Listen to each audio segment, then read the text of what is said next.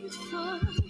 Travel through the open door. Circumstances navigated the path, and life happened oh so fast. No, it got lonely. Sometimes you see, I know we couldn't make it. Even when I'm off beat, I still land on my feet, and nothing can shake me, cause I know life took a hold. I never. This is where I am destined to be. I'm not ready to give up. I believe in the miracle of life. Life's a break with no rehearsal. Learn quickly, they'll come for your role. Games get played, can't take it personal. Cause the devil is a liar. I'm telling you the truth. It's all in what you do. Some things you gotta do. Fight for me, I'm gonna take a second, see the blessing in it. With much expected, much is given. When I made the living, now I'm giving back to children. Never let the power come first before your happiness. Yes, you can be the best if you go the distance. Mix a little sweat with your persistence. You know that the best things are never instant. Just shine, let them see the brilliance. Get up, open up your eyes now. It's the moment of truth. No backing down. We're bringing it to life. Oh, for the children, it's a given. You gotta give it, be a blessing. This my personal statement. Run the game like I'm aces. Learn to develop patience, determined to be the greatest. Yeah, bobbing and weaving, they changing up like the seasons. Indigenous to the grind, so I do it for all my people. Jabbing the competition, back up against the ropes. You fighting for recognition. I'm fighting just to promote equality where we lack it. While cancer slowing our road, I'm confident we'll make it. We focus on common goals. Yeah. Give back, give love, give something away. Never give up, stand tall to fight another day. 2 toes, 2 feet, I stand on the ground. I'm gonna wrestle and fight this final round. Life's a break with no rehearsal. Learn quickly, they'll come for your role. Games they play, can't take it personal. Cause the devil is a liar.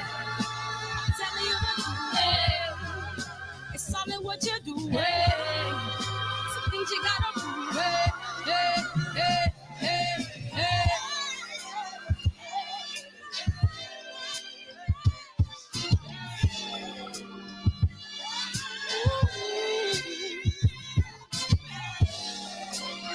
I'm gonna share all that I have and give to those in need. So we're gonna win this battle, fight that disease. Hey, no more. What's up, y'all? Y'all already know where we at right now. You already know. Josh, Demetrius, what it do? JP here with JQ. What's up, man? How you doing, man? Appreciate you. Nate Johnson, man. What's up? Mr. Hall, what's up, KJ? DJ Dean, Club 57, Boxing Pro. Let's go. Yeah, we giving out all fresh cuts today. West Virginia and G Brown gifted 142. Damian. What's up, Patrick? What's up, Mr. Travels, man? I appreciate you. Thank you, guys, man. Truly means a lot. Dwayne's Duffel, man. We're going to play this trailer. If you haven't seen it, I suggest that you see it. If I show you the email I got today on it, you all would be impressed on it. You all would be impressed. I have some offers on this film that I'm not going to take, but it's just impressive. I'll show you guys when it's said and done. It may take about 2 weeks, but I'm going to just push them and then say no, and we'll see where it goes. All right, man. Enjoy the trailer, y'all. Enjoy the trailer. What? I said Malcolm alleged that some of Elijah's women were underage secretaries, and can you expound on that? Yeah, I guess they were, because they were there. I seen them. I seen them myself. It's all true. It's all true. Good evening, messenger.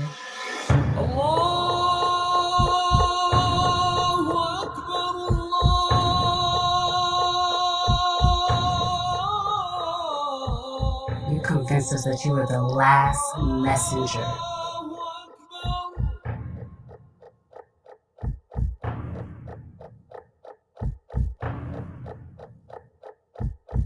How many other bastard children do you have? 15. She said she was 15. Welcome to the show, y'all. We in the building. Happy holidays. Hopefully everyone had a great weekend. It was a great sports weekend, right? Duke, Gonzaga, and then we went to bed and woke up with Michigan and Ohio State, and we went to bed watching Stevie Fulton versus Brandon Figueroa, and you had 3 NFL games to choose from, and it was just a great sports weekend all the way around. Stevie Fulton fight, right? I didn't get a chance to watch it because I was at a concert last night, but I did catch up on it, you know what I mean, in terms of the highlights and stuff like that. I did watch Teofimo Lopez fight at dinner. I'm gonna watch. I was trying to find it online today, but I couldn't find it. So I'll be watching that fight real soon because by all accounts and the highlights, it was a goddamn classic, man. And I'm excited to watch it. So I still haven't renewed my Showtime my Showtime subscription since Paulie. You know what I mean? And so we got Australia in the house, man. Can y'all get 50,000 people, 60,000 people in an arena ASAP? You know what I mean? And February, Marchish. You think y'all can do that? So and Chet Holmgren, boy, they put so much extras on these guys, man. Let me take a boxing break real quick. Man, that dude is nowhere near a number 1 pick. He's a bust. He's a bust waiting to happen, man. I'm like, he got Mike Dunleavy vibes to me. Mike Dunleavy Jr. vibes to me. You know what I mean? Like, I don't see nothing in Chet Holmgren. Oh, man, he can block shots. He can run. I saw him fall into the ground like 5 to 8 times. That means he's not physically able to play at the college level. How the hell is he going to be physically ready to play at the pro level? You know, so I wasn't impressed with him at all. He's long, but I mean, everybody's long in the NBA. Sean Bradley was long. Thank you. You know what I mean? Noel, you know, the kid, everybody's long from small forward to center in the NFL, dog. You know what I mean? Like, he can't run with those athletes, man. As I was telling someone last night, I says, I don't go to Mexico and expect everyone to know English. Same thing with the NBA. You want to be a great NBA team, you 80% of the NBA is black. You better go find some of them black. Nerlens Noel, that's what I was thinking of. Yeah, he's a freak of an athlete, but he can't seem to really find it. You know, Stromile Swift was long. He couldn't really seem to find it, you know. So there's so many different examples, you know. So Shane Battier was long and a great defender. You know, I mean, he didn't pan out. So there's so many different examples of guys that don't pan out. And when you talk about white athletes, American athletes in the NBA, they don't pan out. You know, Adam Morrison, Jimmer Fredette, you know, the best one has been what? Kevin Love, but his body's been broken down because he can't compete at that level consistently. Now he's a role player. I actually from Vegas, living in Australia, big Haney fan. Hopefully I get to see Devin become, oh, that'll be great. That'll be great. You know what I mean? Tell me a white all-star. Kevin Love, Chris Kaman. Go. You can't name an American white all-star after John Stockton. There's a huge gap between John Stockton. You know what I mean? You can go Mark Price, John Stockton, but after that, it's an anomaly, man. It's an anomaly. You know what I mean? Tyler Hero is an anomaly. Steve Nash is Canadian. It's an anomaly, man. It don't happen. You know what I mean? Take your risks with 5 black basketball players versus 1 white. I mean, it just happened. Jason Williams wasn't an all-star. Keith Van Horn wasn't an all-star. You know, I mean, if you take a guy like Keith Van Horn was a number 3 pick, he ain't ready. Chris Mullin, yeah, he was an all-star. 1992, he was on that team, but that's an anomaly. Kyle Korver was a role player. We can't think of. I'm not talking about Europeans. Chandler Parsons stole money from Houston. You're exactly right. Steph Curry is mixed. You're right. How convenient, right? I thought it was a 1-drop rule. JJ Redick is a role player. You know what I mean? Jason Kidd, you know. I just wasn't impressed with the kid. I was excited to watch the fight. Oh, Jeff Van Horn was number 2. Keith Van Horn. He's from my city, too. He's from number 2. Hell of a college player, though. Long, athletic. He was in a weak league, so he looked impressive. Same thing with Jimmy Fredette. Weak league, looks extremely impressive. Adam Morrison, weak league, extremely impressive, you know? These white kids always coming from weak leagues, man. The Ball brothers, you know? Great athletes. All 3 of them in the NBA right now, right? Did the 3rd kid get moved up yet? 3rd brother? Hopefully. Vanilla Ice. I can't think of any, man. When you take a guy number 1, he has to be a 3 or 4-time all-star minimum. Christian Laettner, you know what I mean?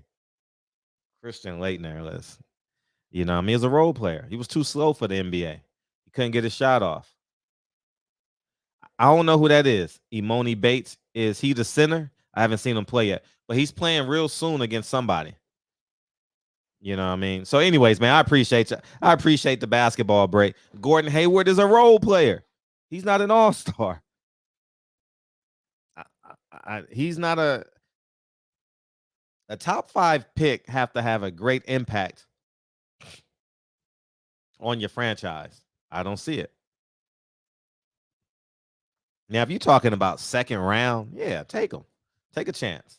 You know what I mean? Woody Harrelson. Yeah, he couldn't jump.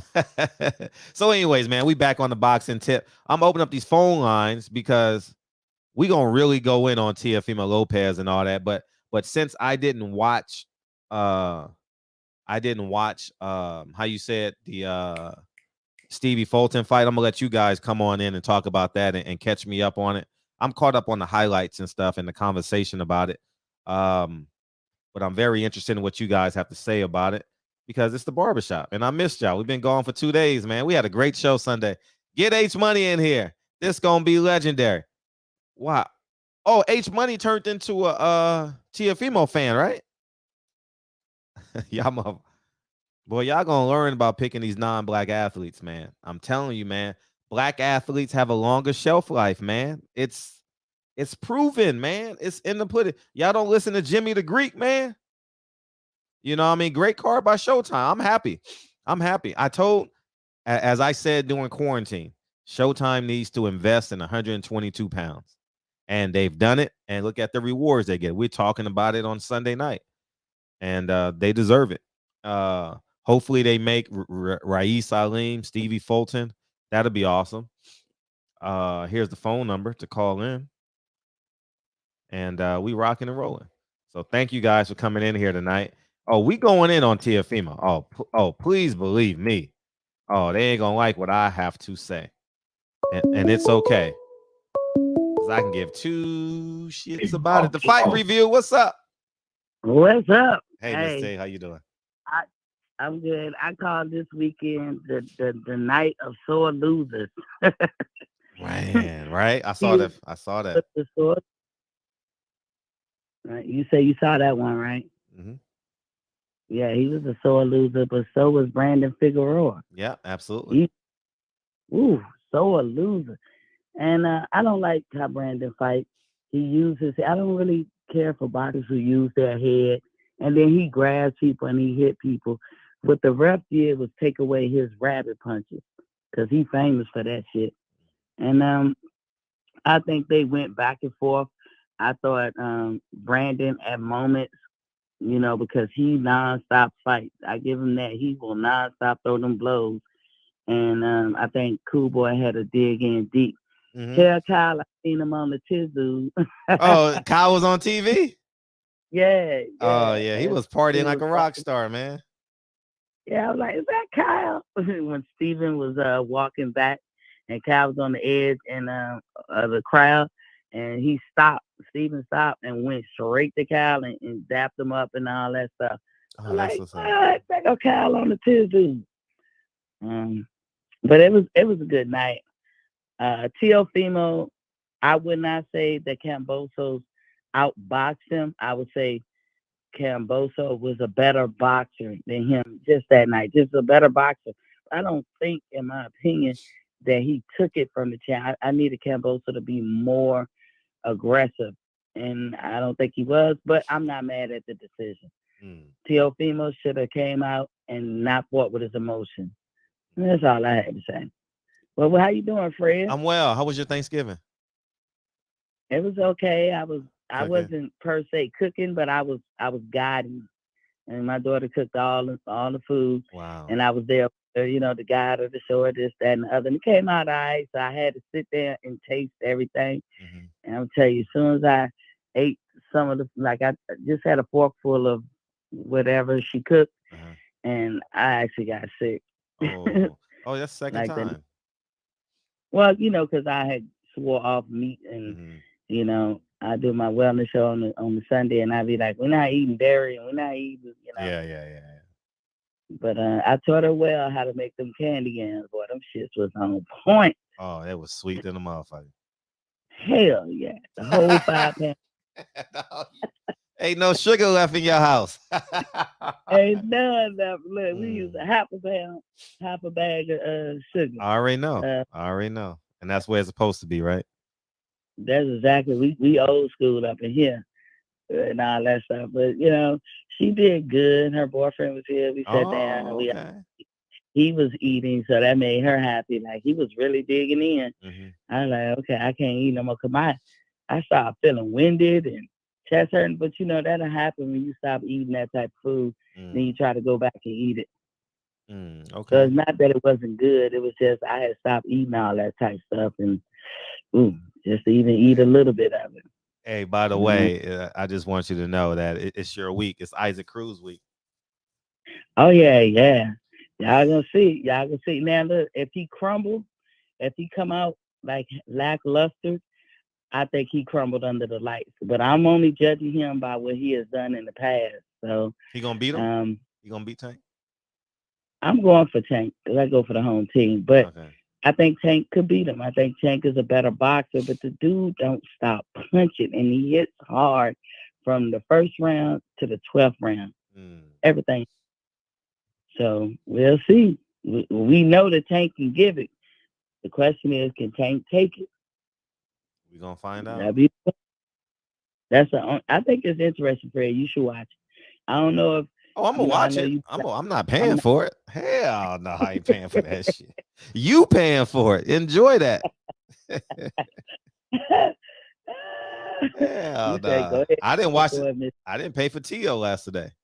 Miraculously, it showed up. You know what I mean? I don't know. It happens like that sometimes. What's up, Taiwan? I got I still have the zone. I never did get rid of it. Well, you got it for a year, right? If you paid it the $99. So yeah, it's well worth it to keep it. Well, actually, I got it when it first came out, and I just never got rid of the subscription. And I think I paid like it's $20 a month. Okay, that's what I pay. Okay, and so they have some nuggets. Some of their no-name fighters, they be some good cards too. Yeah, if you just like boxing, if you're really into boxing, you won't be disappointed watching some of their nuggets. But that TO shit was a hot mess.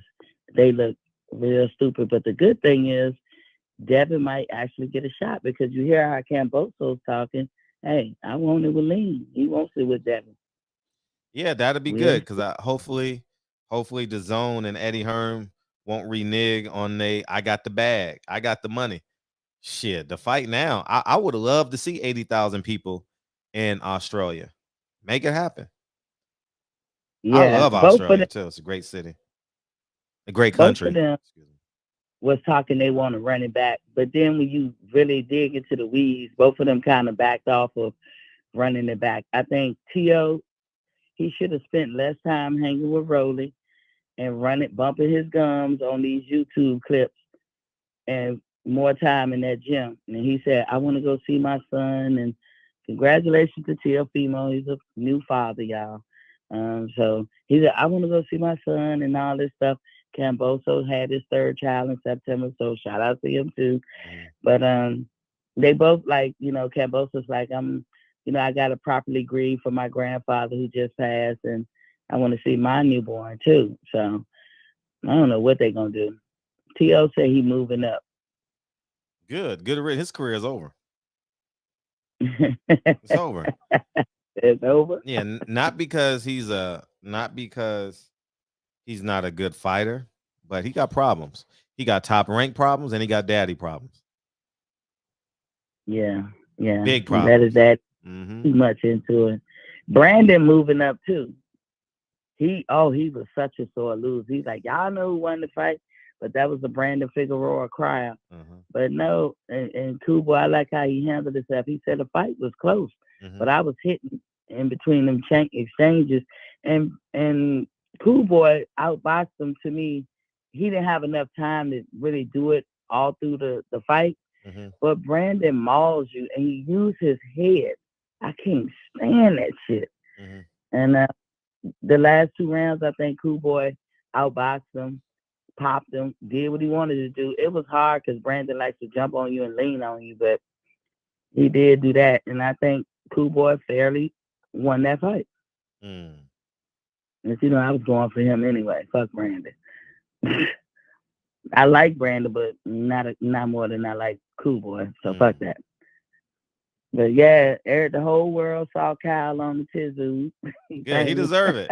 He was out there politicking, campaigning, and champagning. You know what I mean? Yeah, Kyle liked that stuff. Kyle liked to be out there. Shit, man, get what you want out of this life, man, and stop acting, man. Have a good time, man. And he'll be in here in a second. It'll be great to hear. It'll be great to hear about his weekend.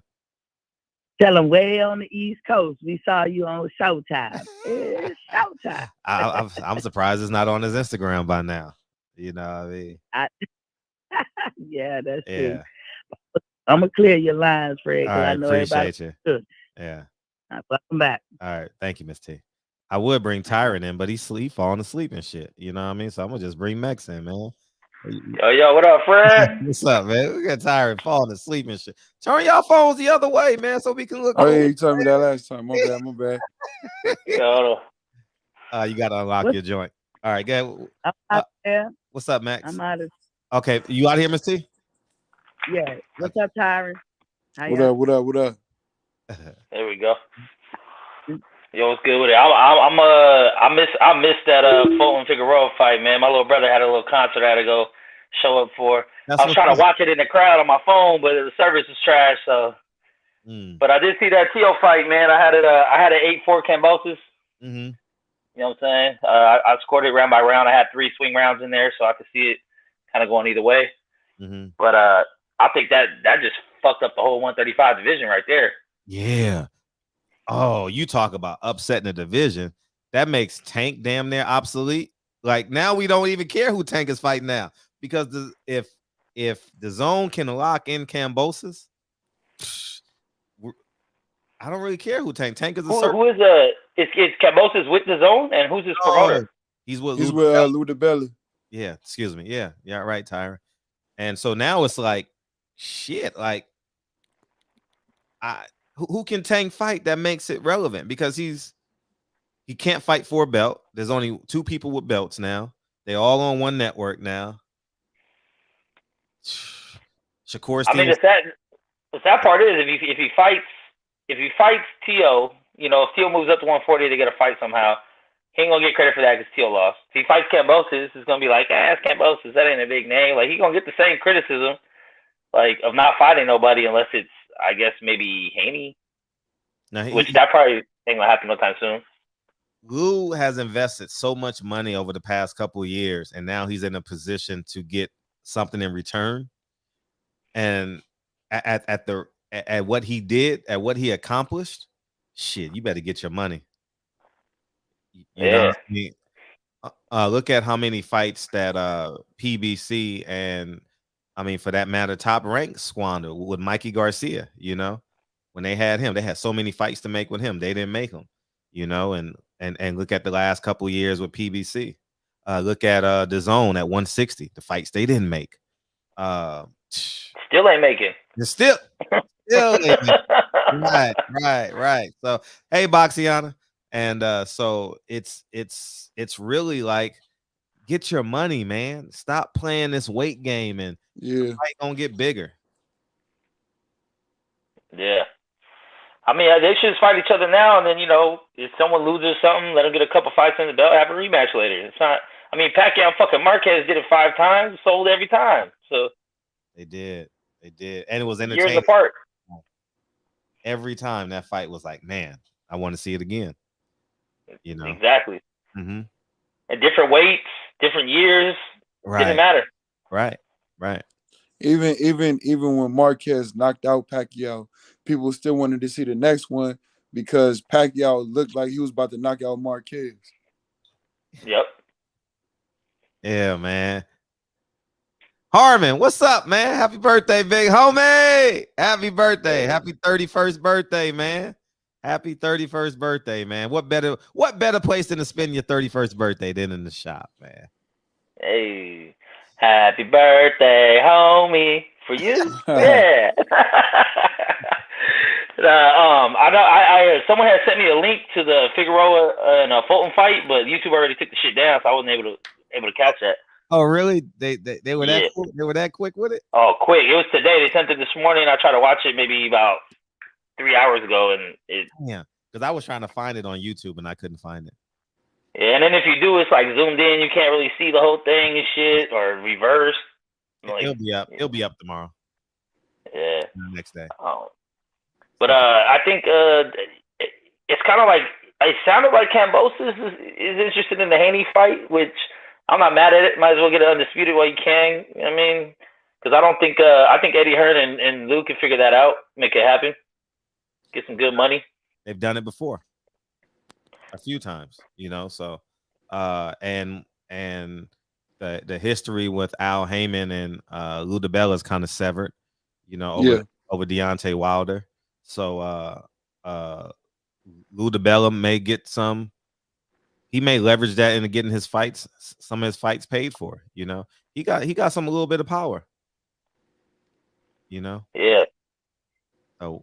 I think Teo need to get the fuck away from his dad, man. He need to go get a real trainer. Because his dad gave him no advice in that corner at all. Not one technical piece of advice. Not you counter with this, not watch out for this, not look for this. He just, come on, what are you doing? Whoop his ass. That ain't no fucking. I mean, that's that you know, that's that Mayweather advice that his corner gave him. Hey, you know what to do. Go out there and do that shit. Like that did sound like Senior. You blowing it. What are you doing? I got it. Yeah. Sometimes. Hey, but yeah, I think Teofimo Lopez Sr. is under a controlled substance. And the reason why and the reason that was the most romantic, nice way to say that shit, bro. Feel that pookie pipe. And I'm gonna tell you why. Because there's no middle ground with him. You understand? And that's the effects of it. Especially as a man, when you have this fake bravado about you, like, you know what I mean? You can't be compassionate as a crackhead. You know what I mean? You either got to be low or you got to be high. And how he responded, I'm not sure if you guys had a chance to see Radio Raheem's. Oh my God. That was the worst interview by a trainer that I've seen in a long time. But go ahead, Tyron. No, and once again, man, and once I guess I gotta give respect to Radio Raheem, I guess, to be able to even stomach himself through an interview like that. I mean, he was making some facial expressions that said it, but I'm like, if I wouldn't have been able to do the interview. He said people were booing. The reaction. I'm like, no, they was booing when Teofimo said I wanted to fight. We're like, what are you talking about, bro? You know, you know, and it's like, I mean, like my guy just said, Tio has to get far the fuck away from his dad as possible, because that's because I remember Teofimo in the post fight said he think he won 10-2, and then his dad said it against Radio Raheem too, and to be honest, you know, I've been seeing people go in on Teofimo, and I know a lot of people don't like Teofimo for whatever reason, but as a fighter, you're in the fight, your adrenaline is going, so you're not even feeling all the punches that you feel in the moment, huh? No, I'm. You know how people Oh, my call and bad. interrupt you doing the show. You're not even feeling all the punches that you feel in a moment, and you as a fighter, you're gonna remember what you do good. And you know he knocked down Kambosos, and he had some rounds where he was catching them with some clean shots. So if you're going back to the corner every round and all you hearing is you winning the fight, you doing good. His dad said we about to celebrate after like the 8th round or something. I'm like, oh, so it's like it's like when Teofimo was saying that in the post fight, I'm like, where is he getting this from in his head? But then his dad says that shit. I'm like, dog, you watched the fight and you think your son won 10-2? Ridiculous. Yeah, his dad, and the other thing too, the cut man did a horrible job with that fucking cut. He didn't really do shit. He just put some Vaseline on it real quick, but he wasn't even in the ring. He was trying to do it over the rope and shit. Like his whole team like hella amateur. Bunch of yes men. Yeah. And the fact that in addition to being yes men, no leadership at all. There's no leadership. Like, how is the son saying the same thing the father's saying in the same person? Like, it's not like, well, we got plans, man. It's his career is over. No, it is. I think if he could get away from his dad, I think he could revive it, man. Get a good trainer. I saw his eyebrows twitching, and it's something going on there. I saw him sitting there like, I'm no Smokey in the chicken coop. I'm no dummy, man. And he's already mentioned 3 times that he wanted to commit suicide. Who, the dad? No, it's Junior. Oh, really? Oh, yeah. And him and his dad got in an altercation over his wife. I remember that. They had a separate relationship. It was on ESPN. They did a whole special on it. It's over for Tio. It's over. It's over because he'll never get it back again. Fred, you a funny dude, bro. Okay. It's over. I'm telling you, it's over. The joy riding is over. Motherfucker got to get in the back seat now. It's over. I mean, if he moves up to 140, I mean, what's the viable options for him there? I mean, he's not getting no title shot at first. I don't even think he'll get Regis or Ramirez. I'm thinking maybe like a Barrios fight or, you know, somewhere like a B level.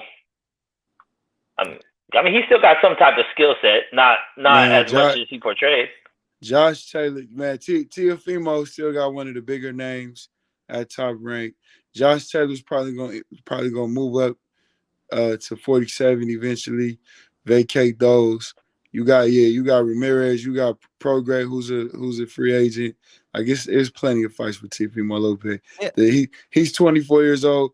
He could still fight his ass off. Like he's, you know, like I said, I've seen people like, honestly, I heard you, bro. You said you had an 8-4 with some swing rounds. I had it just watching it as a fighter for fighter, not once I really sat with the fight and was like, all right, not looking at it as if he was a 13-1 favorite. How do I score the fight? And I could really see the draw. Like even the first round, you had to give it to Kambosos because he got the knockdown, but the fight Teofimo was dominating the first round. So I had Teofimo winning rounds 2, 3, rounds 8, 9, 10, and 12 was a toss-up round, but Kambosos kind of edged it out at the end. So it was right there to be had. And you could tell in the fight, Teofimo his game plan was just to he thought he was gonna run through Kambosos, knock him out, and it was gonna be over. And that's all they trained for. And once Kambosos was there, Teofimo, you could tell he had nothing in his head to adjust to, you know. But I mean, he's still a talented dude. I've seen Teofimo fight way better than that before, and he's only 24 years old. And it's plenty of fights for him. Like you said, Max, it's just up to him. He gotta take the necessary steps. Like he gotta 12 steps. I agree with you. I wouldn't even say he gotta hold his dad accountable. Like he gotta really get rid of his dad, and he gotta see where he want to take this fight. You know, I just think he let the moment of Lomachenko like get to him, and he fell off track.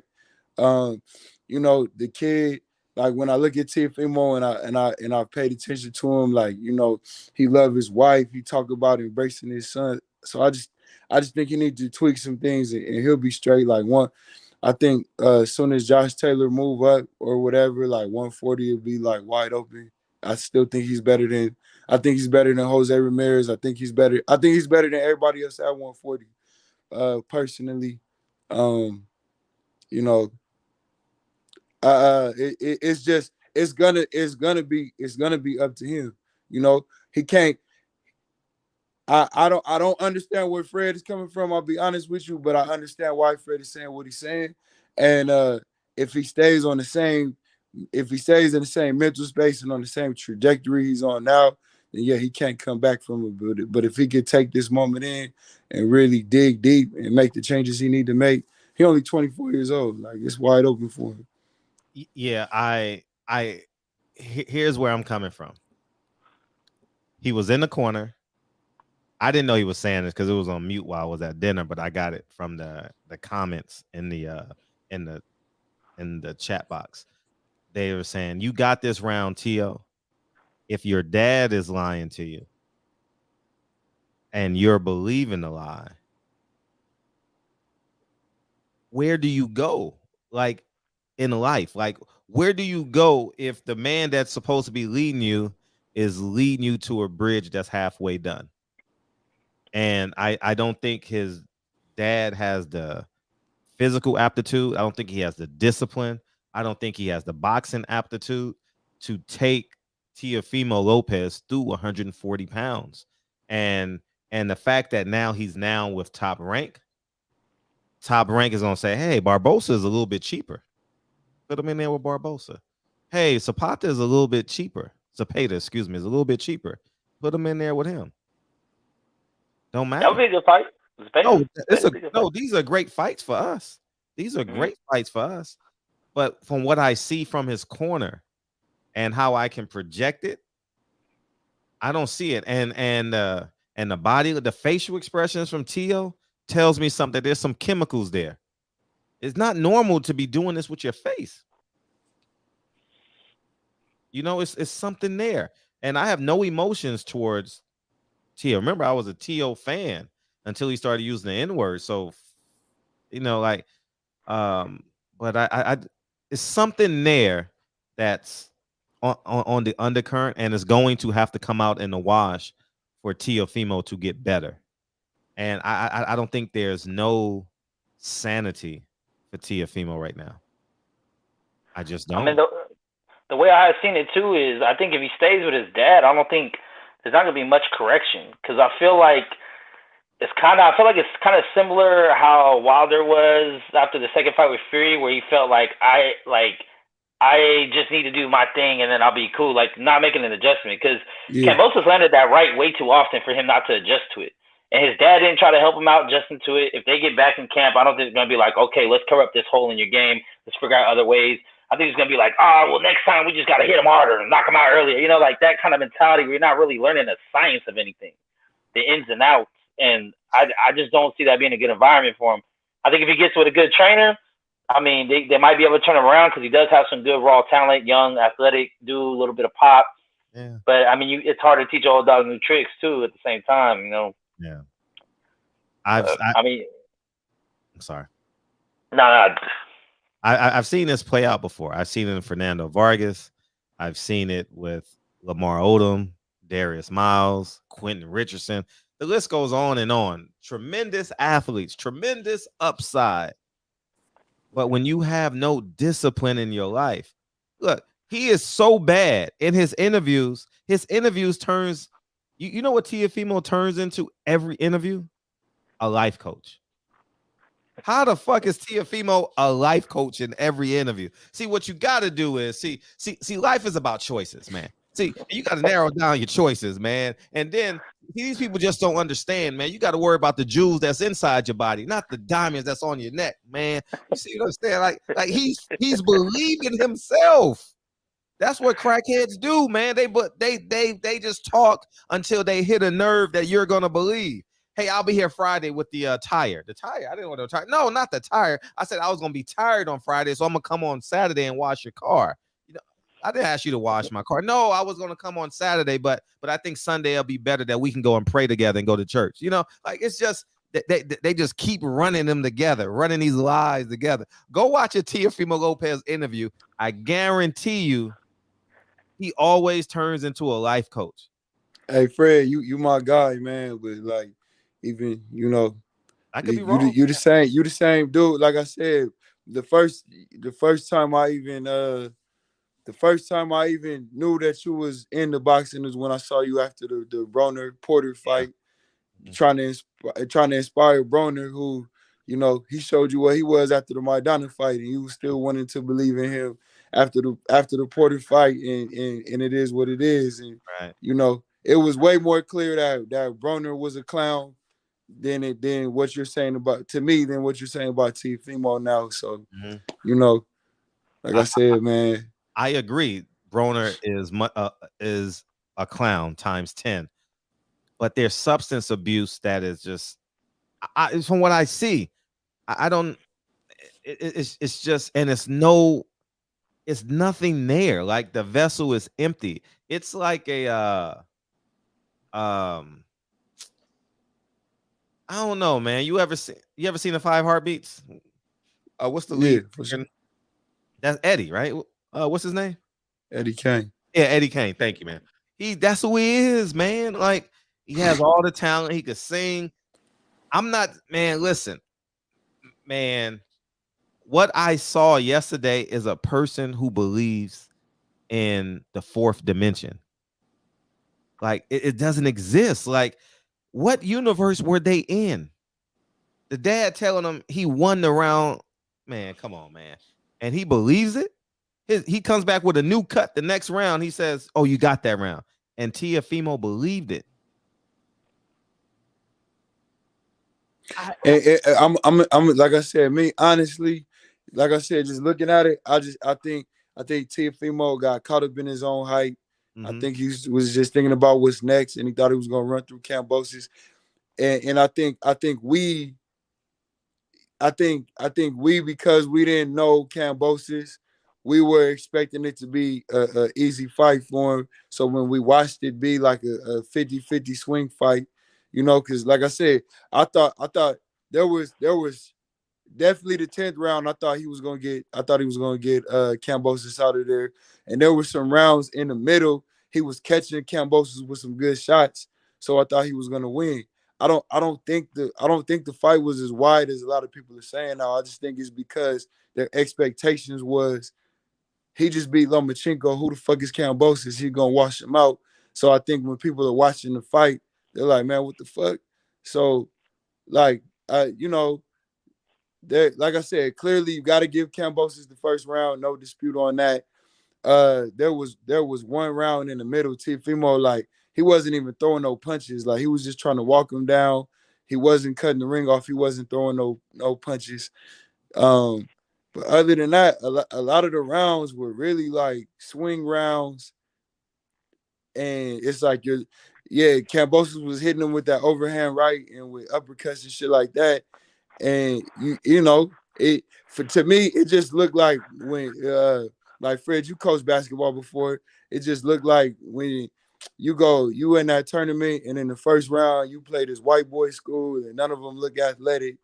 And then next thing you know, they didn't hit 10. They started the game and hit 10 threes on you, and you just like, what? It it just looked like Teofimo was overconfident and laid an egg last night. That's all I saw. I had the 3rd, the 5th, and the 7th being swing rounds myself on my scorecard. Andre says Bob going to humble the Lopez family for 2022. Spend that money slow. Bob going to turn off the resources first half of 22. He will not be back until the fall. Man, I'm telling y'all, man. I can't, Andre, because Bob Arum is a cold motherfucker. So I could definitely see Teofimo getting show. That's what I'm saying. He got trainer issues and he has top rank issues. Man, he gonna make 300,000 his next fight. 200,000. Ooh, Hollywood Kyle in the building, TV. Fellas. Big stuff. He shaved and everything. What do you got to shave to go to Vegas? What? Nah, well, I still got my beard, man. This is the lighting. You know lighted. Okay. Yeah. Ty, man, in Vegas? What's up, my guy, man? Tyron, you still in Vegas? No. I dipped out yesterday. Oh, you didn't stay for the fight? Nah, I kind of wanted to go to it, but you should have called me, man. You know I could have made that arrangement for you. Yeah, no, I don't really give a fuck about that fight. I'm gonna be honest with you. 122. I don't really give a fuck about the little weight. Hey, Nick, I see Nick right next to you. Hey, how you doing? Oh Nick, shit, yeah. Yeah. My bad. Hey, yeah. Hey, T.Y., I need an apology though, brother. No, you're not that. You feel me? Let's get it. Go ahead. Go ahead. Say Kyle Davis was right. You know what I'm saying? Sean Porter got his ass stopped, you know. Like I said he would. Oh, so I couldn't even get in here last week, but and you know, I didn't know if you even wanted to touch back on that shit today, Fred. But of course we do. Of course we do. But my guy, first of all, I will apologize. You know, one, I didn't know Kenny Porter was. I knew he was egotistical as fuck. I didn't know he was that egotistical, and you know, I didn't know Sean Porter. Shit, I don't know, but you know that was a bullshit stoppage though. Come on, bro. Hey, listen, man. Kenny Porter is one of them guys that he's a backdoor, man. You can't trust a guy like that. He the type of dude that try to take your woman while you're in the bathroom. Man, that's.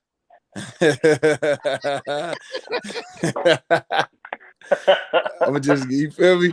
Nah, for sure, man. Like, and the sad part about it, I don't know. I don't know if y'all watch Sean Porter's podcast. I really don't. I just wanted to see what he was gonna say, and me and my wife was watching that, and I'm like, yo, Kenny Porter has manipulated and brainwashed Sean Porter so much that Sean Porter can't even see it. He said, in his pod, it's so crazy. When the fight stopped, I'm yelling. Me and my wife is like, dog, fuck Kenny Porter. Like, Sean Porter don't deserve that, bro. Sean Porter didn't deserve to go out because we know Sean Porter got heart. Like, if he don't got anything else, we know he got heart. So I'm mad at Kenny Porter before his interview. Then when he do his interview, the post-fight interview, I'm real mad. But then Sean, on his podcast, Sean Porter said, you know why? He was like, this is the first time in my life I didn't listen to my dad in training camp. So that's why my dad acted like. I'm like, oh my God. Like you have. He said really with anything in his life. Anything. Yeah. He said it's the first time he hasn't listened to his dad in anything. So in a sense, he accepts his dad behavior. You know what I'm saying? Because he's like, man, I didn't listen to my dad. That's why he acted like that. You know what that? Like, wow, he my age, bro. We both born in 1987. I'm like at 34 years old. You don't even. And hey, so Max, did you see Sean Porter homeboy? Like he couldn't even look at him. Yeah, Ant. The Ant dude, yeah, like he couldn't even look at Sean because he wanted to go in on Kenny. Like and he keeping Ant be keeping it real on that podcast, man. He's not afraid to tell Sean when he fucks up and shit. Yeah. I watched the first couple minutes of it and I had to stop because Ant was like, I'm not gonna go in on your dad.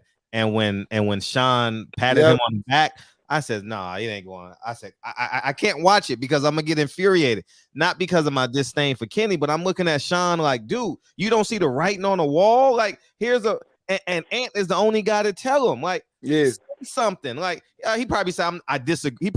I didn't watch the whole thing, but I know he probably said, I disagree with it. I'm not gonna disrespect your dad. But no, Ant was trying his hardest to hold his composure. But there was even a time he said, man, because he started to talk, and then Sean Porter tried to like veer off of the conversation. Oh, did and he? then Ant was like, no, you good. Like he was like, I'm not gonna disrespect your dad out of respect for you. And then Sean Porter was like, Sean Porter said, out of respect for my dad too, because my dad will come get you. And then Ant was like, no, me and your dad can have that conversation. Man, listen, and here's what I equated it to: a battered woman. Well, I didn't say that, but no, I'm just saying, like he has it's the battered woman syndrome. It's like, okay, this is for the nigga that been beating you up your whole life. He didn't mean it. I can go with that, but his wife is watching these exchanges.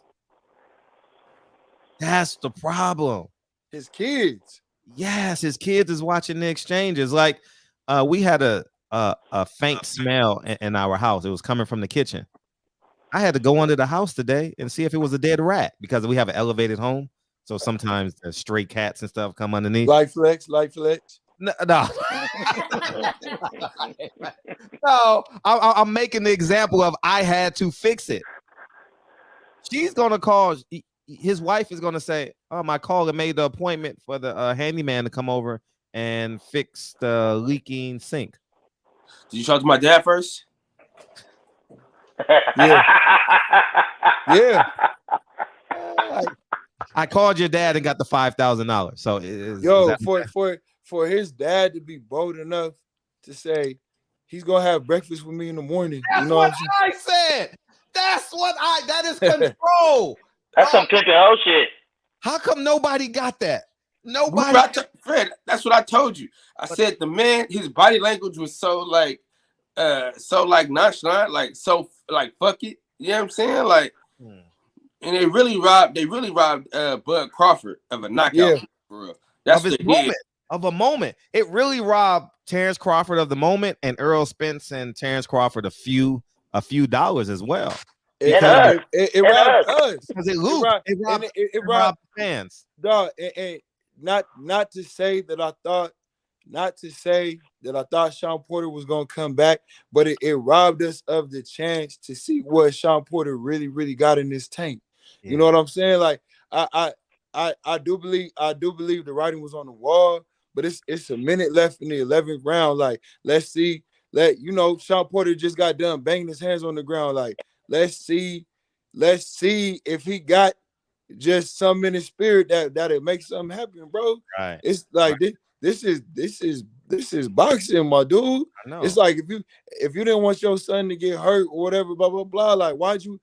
If for me, it's like y'all should have just called it a career after that little Fort Miller fight last year. You know what I'm saying? Right. If at the first sense of danger, you're gonna stop the fight.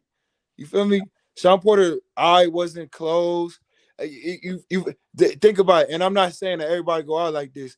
We done seen Berto fight with a dislocated shoulder. We just seen Berto fight with both of his eyes closed. Look at motherfucking Corrales. We just seen Diego Corrales look like he was about to die and came back and got the knockout against Castillo. Right. And Sean's a Christian, so he should have heard that song by Donnie McKirkland. We fall down, but we get up. You know, like at the end of the day, all CNI says that shit bomb like a motherfucker. Damn. Hey. That's a good one, though. It was a good one. It was just too many words. If y'all wanted Porter to be face down on the mat, just say that already. Leave Kenny alone. He knew who Crawford was that night. Nah, all CNI. I mean, of course, as boxing fans, of course, we like to see the knockouts and shit, but it's not that. And it's funny too, because one of my homeboys, because I put on my Instagram right in the moment, Sean Porter need to fire Kenny. And then my homeboy was like, nah, man, that's his son. Like, Kenny don't want to see that, blah, blah, blah.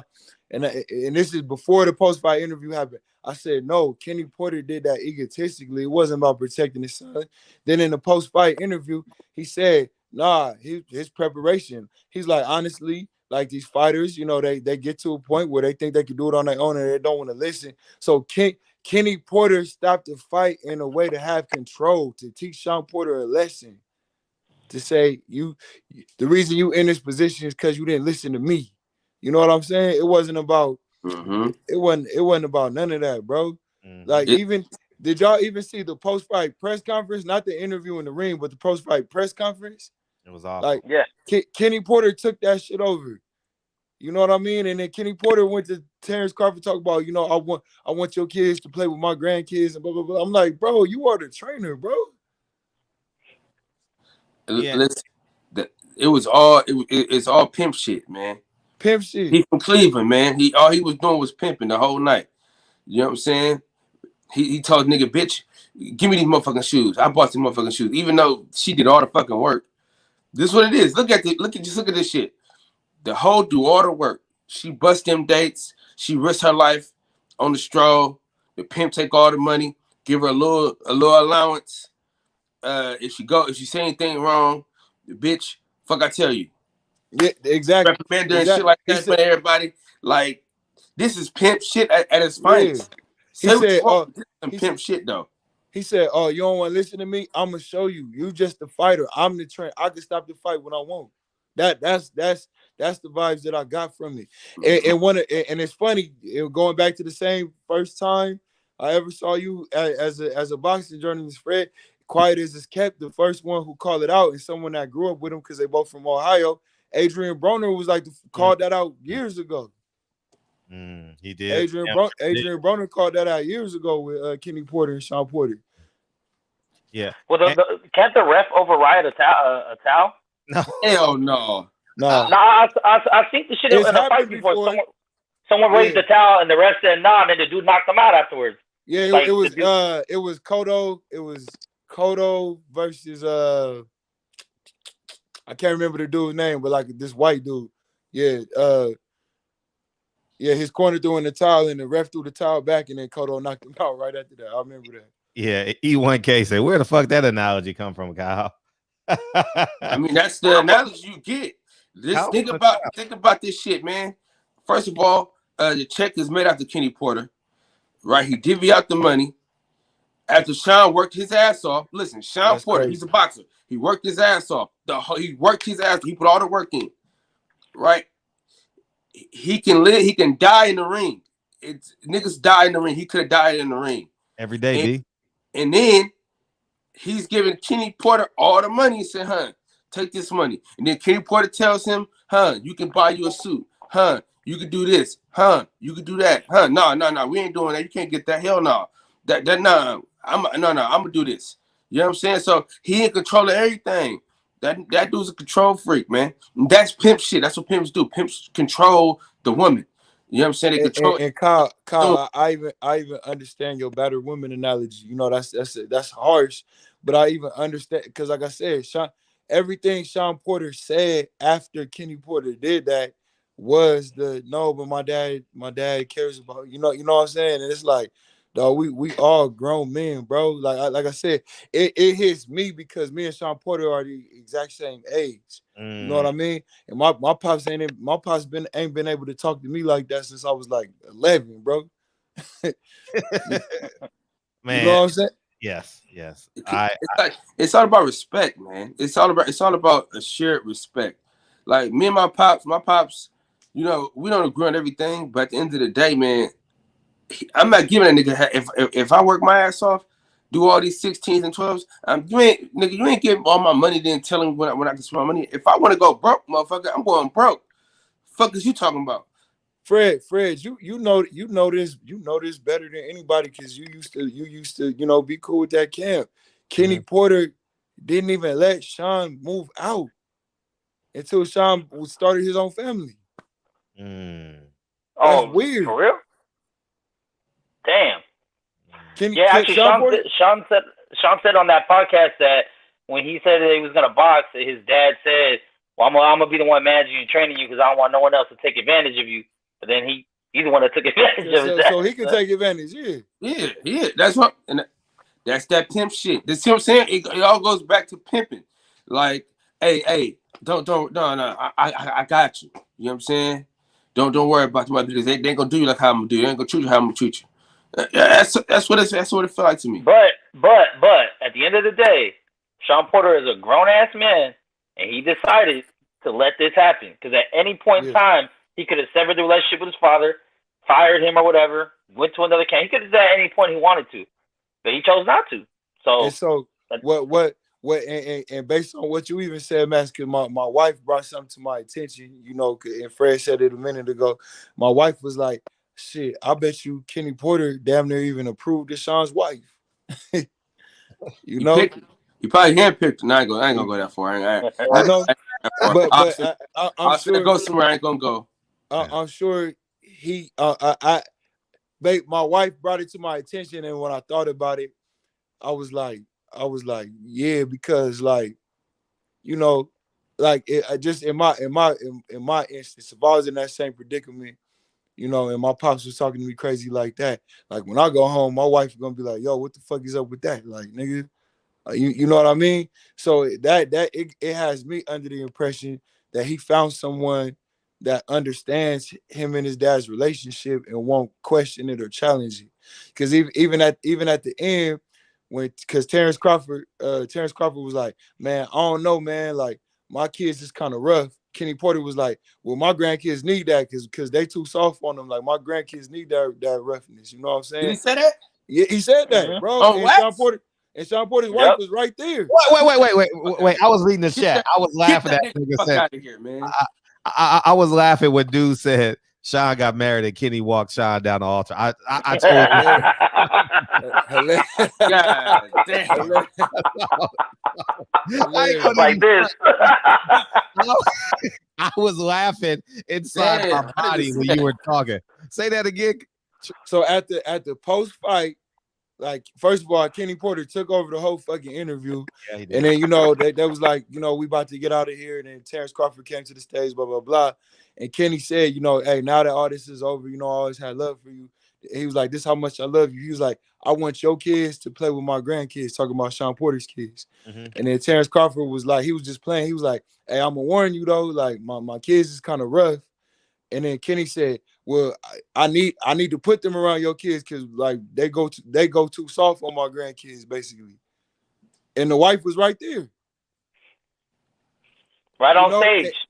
Yeah. And so that just lets me know that Kenny Porter doesn't have any regard. You know what I'm saying? Like no regard. He has no like there's no buffer with him. Like there's nothing blocking him. Yeah.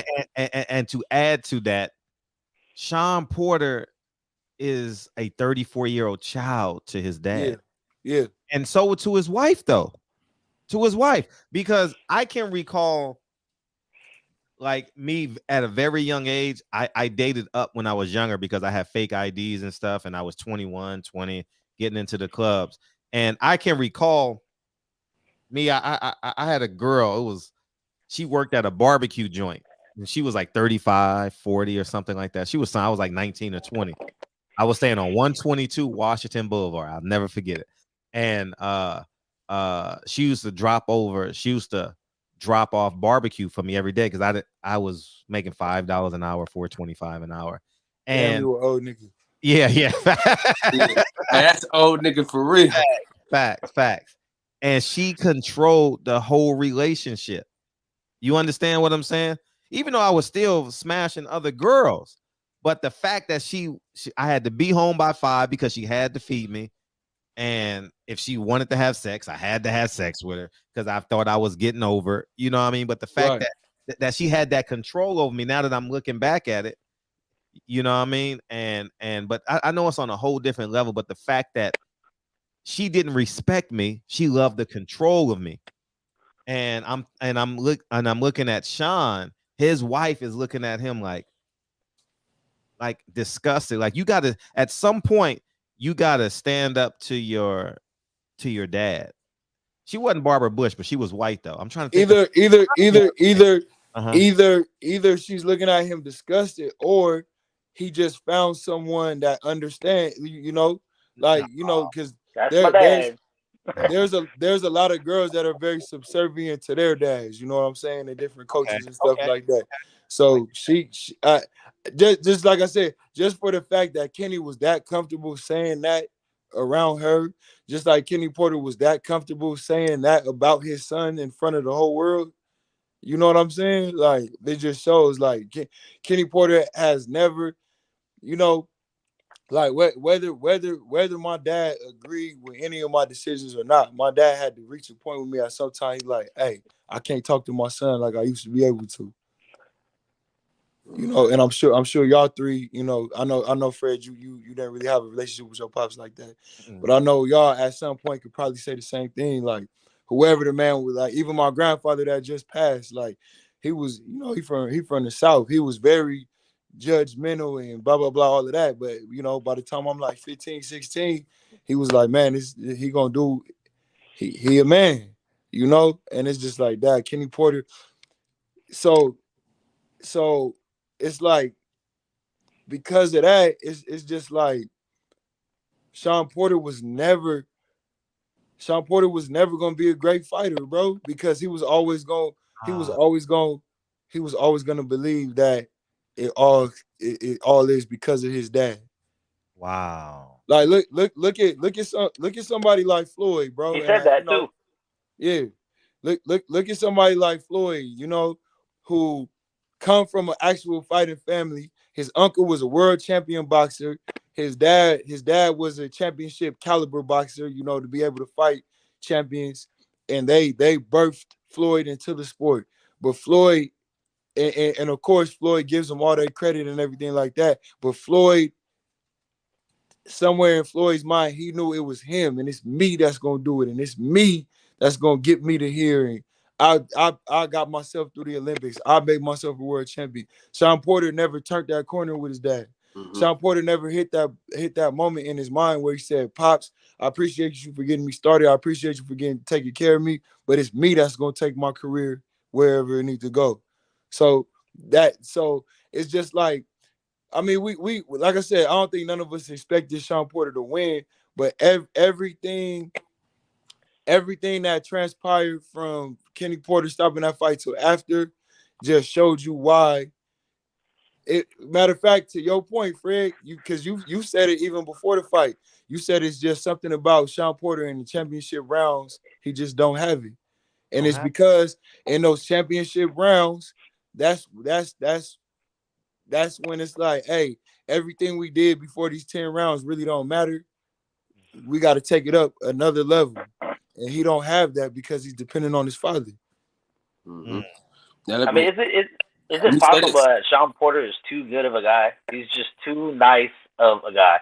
I don't think he's ever stolen. I don't think he's ever lied. I don't think he's ever done anything. No, but I hear what you're saying. But I hear what you're saying. But it's not that he's too nice of a guy, because you know, there's several nice guys that got that dog on him.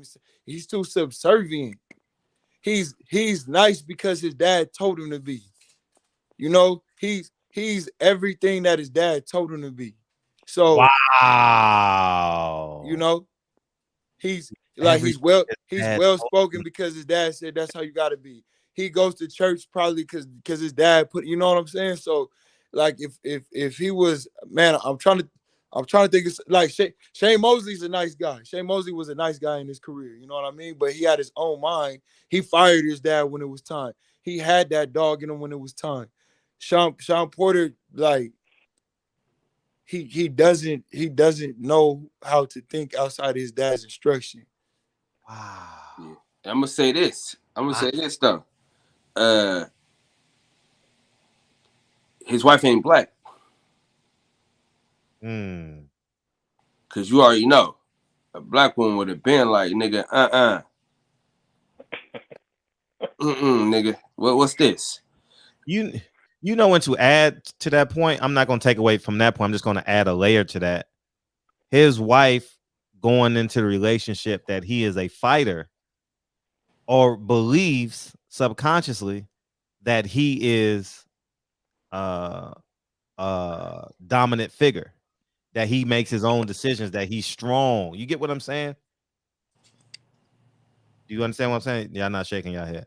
No, I got I think she met Kenny on the first date. Yeah, she probably had to come knock on the door, pick him up. Say it again. I think she met Kenny on the first date, was like, and knew what she was getting into off top. I'm with Mac. I think Kenny might have been courting her. Hey, Kenny might have been courting her for Sean. Shit. Oh my God. Hey, I ain't gonna agree with that, man. You ain't gonna get me on camera agreeing with that shit. No, I'm with Max. I'm with Max. I think Sean Porter found a nice girl that was gonna see him for him, okay. And I think she's like, wow, your dad's a lot. So I understand. I mean, I just want to put this out here though. I don't want to bag on Sean Porter the whole time, because I feel like, even though there's that big negative, I think most of he's got a lot of positives. I mean, he's a good guy, good father, good. Like, you never hear anyone say a bad word in the industry about Sean Porter. I mean, it's just, I understand that the relationship with his dad is different, but I mean, that's better than not having a father, I guess. You know, that's better than not being raised right, not being raised correctly, not being raised that matters, and be polite. And so, I mean, as far as when it comes to a fighter, yeah, I think he's missing that alpha gene. That I think he's a great athlete, but I think he'll probably be the type of person to be like, you know what? I never really wanted to fight like that. I never really liked fighting, but I just knew I was good at it, and my dad wanted me to. Like that kind of, you know, some dudes are just good at sports. They're not really got the heart of a champ like that, though. Yeah. I wonder how Sean Porter grandpa is. Like, does he have a grandpa? Because, like, a lot of who I am, my grandpa instilled in me. Like, my dad was there, but it was something about my grandpa instructions and how he talked and how he was respected. I wanted that kind of respect. You know what I'm saying? I wanted to be respected how my grandpa respected. I'm a cool guy. I'm a nice guy. You know, so I'm an asshole at points. But as far as like just wanting respect, you know what I'm saying? We got to carry ourselves with that in mind. I just think that not even being, you don't got to be disrespectful to your pops and nothing like that, but you got to stand on your square. Like, hey, pops, listen, I'm a grown ass man. And this is how these are the decisions that I'm making. Like, listen, my dad was hella controlling as it pertains to tattoos. He did not like tattoos, right? He beat the dog shit out of my brother because my brother got a tattoo on his neck. You know what I'm saying? And this was before, before all the tattoos was cool and shit. And I told him, I said, bro, I said, dude, he a grown ass man, dude. You can't tell that nigga not to get a tattoo. You know what I'm saying? He grown as hell. And I told him, I said, listen, I'm getting a tattoo. You know what I'm saying? That's what it is. Now we can go and get into some other shit later, or whatever the hell you want to do. But I'm a grown ass man, dog. Like, you don't pay my goddamn bills. I don't live with you. Yeah. My bad. I thought you was done. No, go ahead. And so everything you just said, and back to Max's point, for me, it's not even about bagging on Sean Porter or trying to drag him down. But for me, it's when I hear people say, because Sean Porter, his whole thing was like, y'all got to understand, like, my dad with boxing, like, we from Ohio, and look to where we got to the Mandalay Bay and blah, blah, blah. And I hear you, but from a competitor standpoint, then it's like, you shouldn't even have took that fight, bro. Like, that's a pay-per-view fight. You got people that support, I'm even from a betting standpoint, people that's putting money on you or whatever. And if like at this is boxing, dog. Like, it's not basketball, it's not football, it's not like, like you lose a game, like maybe next season. Like, boxing is a very cutthroat sport, and it's about, once again, they was marketing this fight is like this supposed to be the big test for Terrence Crawford and blah blah blah. So if you already at that point where you thinking like, you know what, we didn't even expect to make it this far, so we just happy to be this far. You already lost half of the fight right there. So in a sense, in my eyes, it's like you damn near wasting our time. Like even he said in the post fight, like, I was ready to retire, win or lose, blah blah blah. Kenny Porter said, I knew I was gonna throw in the towel before the fight happened. I'm like, why the fuck would you take the fight, bro? Yeah. Oh, you know why? Bad day. That exactly. So that's but that's what I'm saying. But that you look, we are. I would have took the fight right now off the couch for that shit. I feel you, but I feel with no you, trainer. I feel y'all, but then it fucks up the sport. We us four, we stuck in this shit. We love boxing, so we gonna watch boxing. But it's just like for people who I keep trying to introduce boxing to and shit like that, they gonna see shit like that and be like, "Why I'm gonna watch this shit?" If the pops threw in the towel and said he knew he was gonna do it before the fight, why the fuck am I? Yeah. And to bring it back full circle, would you rather have Kenny Porter or Lopez Sr.? I mean, I'm gonna be honest with you. Give me Lopez Sr. I would rather be in a position that Teofimo Lopez is in than the position that Sean Porter is, because even just like Fred brought up earlier, like leading up to the Lomachenko fight, I know like Teofimo has at least admitted, like, me and my dad has these problems in this I can't take it no more. And me and my dad weren't speaking, blah blah blah. So I am encouraged that Teofimo Lopez at least has the awareness to get rid of his dad if he needs to. We'll see how it plays out. Sean Porter's not even aware that his relationship with his dad is problematic. So Damn, I never saw it from that perspective in terms of it being problematic. But there is the fact that he can go from stopping the fight, telling Sean he's stopping the fight, and then have control over him outside of the ring like that. Yeah. For us to intake the information and us to interpret the conversation. I mean, it's heart-wrenching when you think of it from that. Not heart-wrenching in terms of crime, but just to digest that as a man, like, dude, the fact that it is so much control that you don't have, and you're still the victim. And Ant is, and for those you guys in the chat, Ant want to have this same conversation that we're having right now with Sean. It was killing him. I didn't watch so you gotta watch it. It's a good one. You gotta watch it. I'm gonna just send you. You don't gotta watch the whole thing. I'll just send you the clip. It's like 7 minutes or so. And they got timestamps on the shit. Yeah, perfect. So he was like, look, I'm gonna just say this. He was basically like, I gotta say something. He was like, look, I'm gonna just say this. He was like, what I don't like is, don't try to single it out and throw one person under the bus. He was like, nigga, we your friends. Like, we do this podcast with you. We lost. Your fans lost. You lost. Your trainer lost. He was like, everybody lost. He was like, it's not just the fighter lost and the trainer, blah, blah, blah. We all lost. So don't try to single it out. And he left it at that. But like I said, anybody paying attention, you can see, like, man, Sean, Ant want to pull Sean to the side and be like, nigga, I want to whip your dad ass. Yeah. I would love to see his dad do an episode on the Porter way. I think they need to have that talk. You might as well make it. His dad put you on Front Street for the world. You might as well hash it out with your dad in front of the world. I can't. I'm gonna tell y'all this though. Fred told us that Sean Porter was retiring weeks ago, damn near months ago. He said Sean Porter was retiring before anybody said. He said the shit before Sean Porter thought he was retiring, because Sean Porter had said something, and Fred said it immediately after when he said, if Terrence Crawford beats me, he knows nobody else can beat him. And Fred said, oh, he retiring.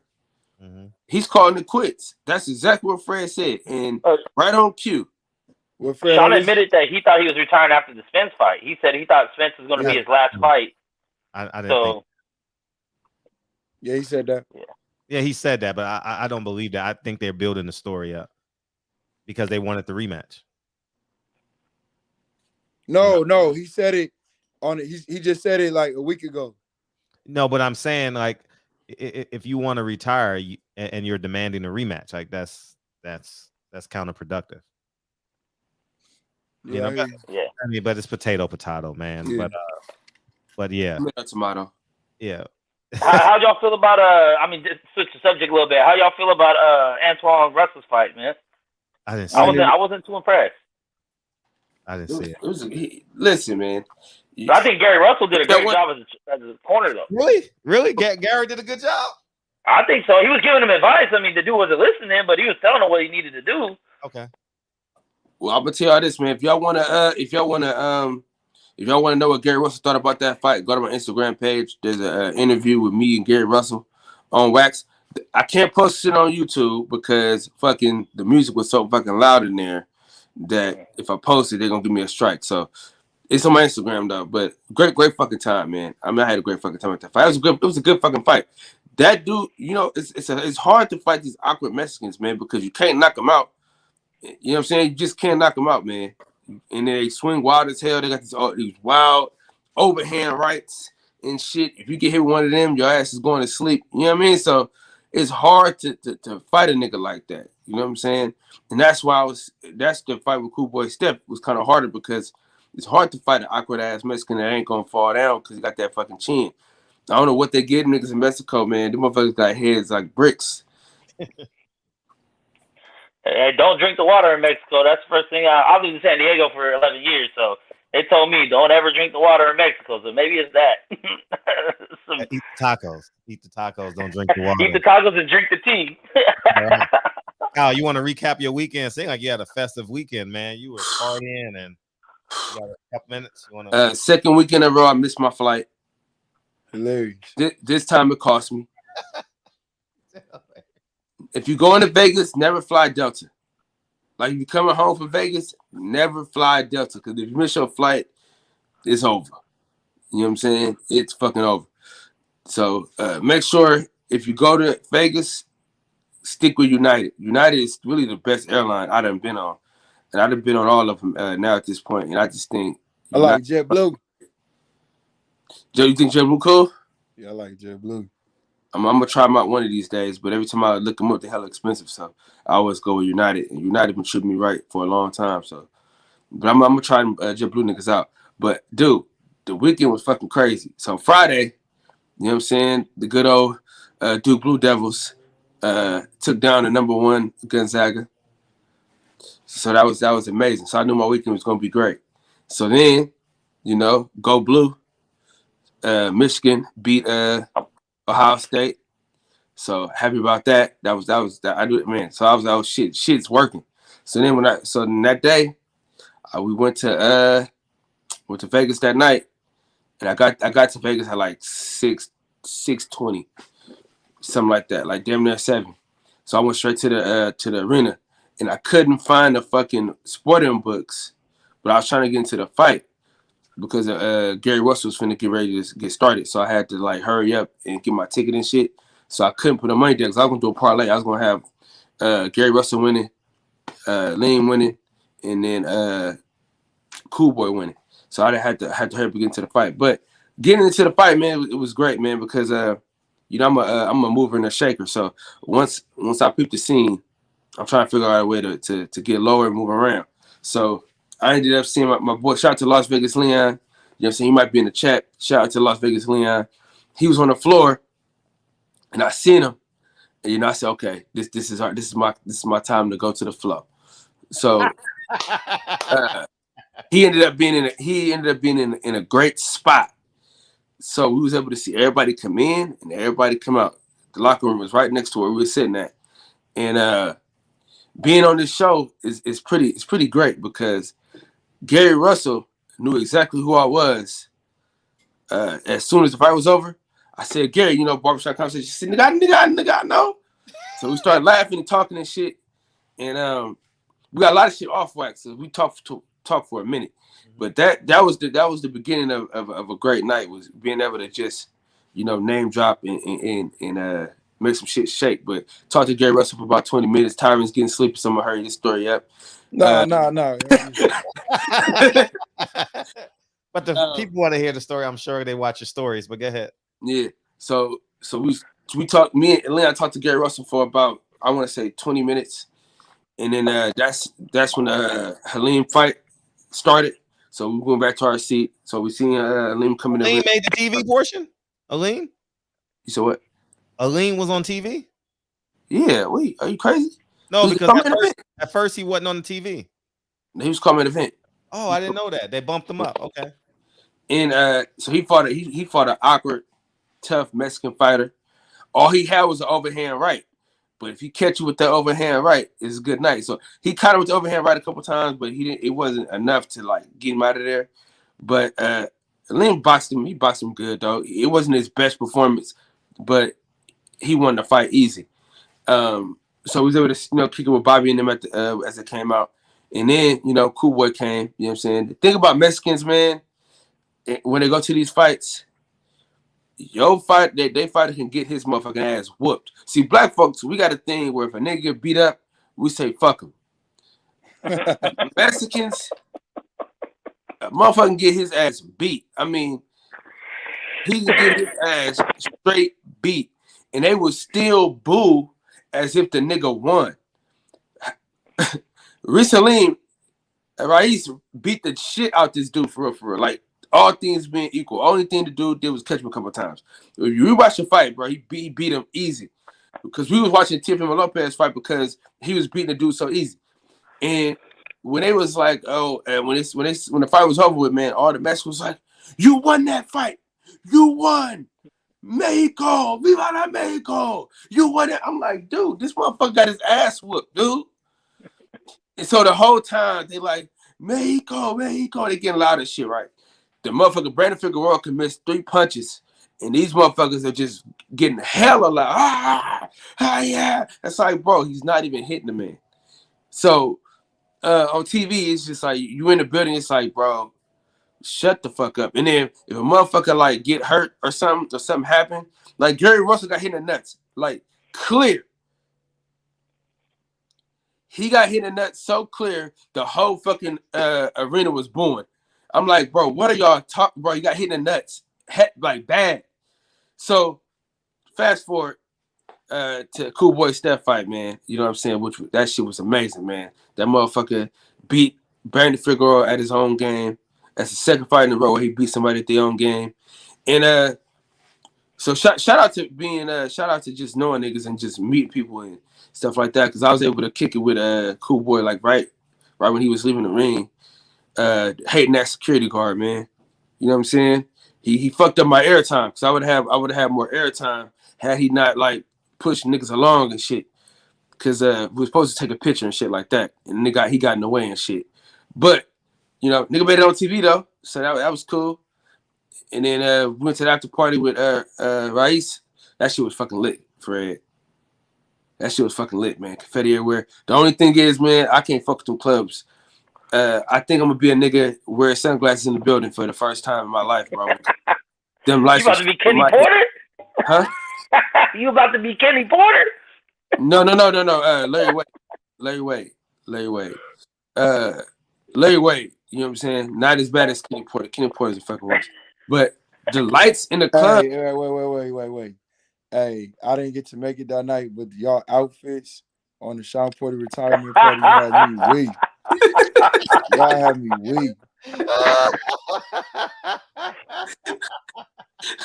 Oh man, it was that was classic. That was classic. Fun. That was the best idea. That's the best idea we ever had.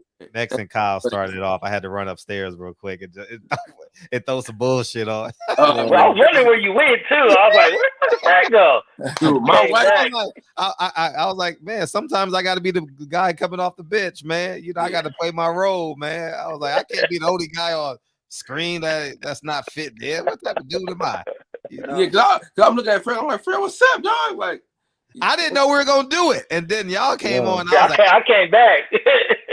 And then I was thinking, I gotta find a way to get up. So I was waiting for a couple people to come on screen, and then I run upstairs. And yes, my mother-in-law, and my wife was like, "What the hell are you wearing?" Sean Porter special. Oh man, that shit was fun. Shout out to Champion Heart too. He came through in the clutch. It was just amazing, man. Shout out to everybody, man. Shout out to everything boxing and sports. He started it off that Tuesday or that Wednesday. Oh my god, he kicked that shit off because we really thought that nigga had. So listen, see, the reason how it happened, right? Because me and Fred, we was talking hella shit. We was like, nigga, don't nobody got no fucking Sean Porter merch in this motherfucking chat. Because everybody became Sean Porter fans because they don't like Terrence Crawford. So I'm like, y'all niggas tripping, man. Y'all niggas y'all ain't no fucking Sean Porter fans, man. Ain't nobody here got no merch. So he come on and he like, man, where my Cash App at? Cause like, man, what Cash App y'all niggas, man? And then he came on. He's like, man, where's my Cash App at? And he turned the damn screen on, bro. And he had a Sean Porter. He had the hat on with the tie, with the hoodie. Man, that shit was hella funny, bro. Hilarious. No, that shit was hilarious, dog. That shit was hilarious. Did we talk about? Oh, is that the end of your night? No, I mean, I missed my fucking flight in the morning because I was up with this nigga race all fucking night. I was there in the morning in the boxing section, man. I was listening to y'all in the morning. I was listening to Keon earlier today too. Was that today? Yeah. Well, last night, one of the two. Yeah, everything blending in. Appreciate you, Keon. Thank you. The only thing is, man, the MGM park, they kick you out that fucking arena quick, man. Oh, they do? They get you the fuck up out of there, boy. Soon as shit in, they get you the fuck up out of there. The only thing is, I should have stayed in the bathroom a little bit longer. I could have maneuvered my way around, but I left a little too early because they was walking past the bathroom. And I said, "Fuck, man, they got me." Because I was trying to I had waited in there for a minute for them niggas to walk go past me so I could sneak off. But how many people call me an asshole? How many people call me an asshole? Nah, I mean, I didn't really talk to nobody that didn't like you. Okay. Oof. I gotta post my Abdul Mares interview on. Oh my God, you bitch me that. Well, me and Abdul, we're cool. We're cool. He just. I don't know. I don't know about Abner. But yeah, anyhow, I saw the picture. He reposted your picture, which is cool. Yeah, no, that's cool. We talked for a minute too, because we was talking about Atlanta. And I told him, I said, I asked Gary Russell on wax. He said, "You did?" I said, "You damn Skippy." Oh shit, Fred. On wax. This is on wax.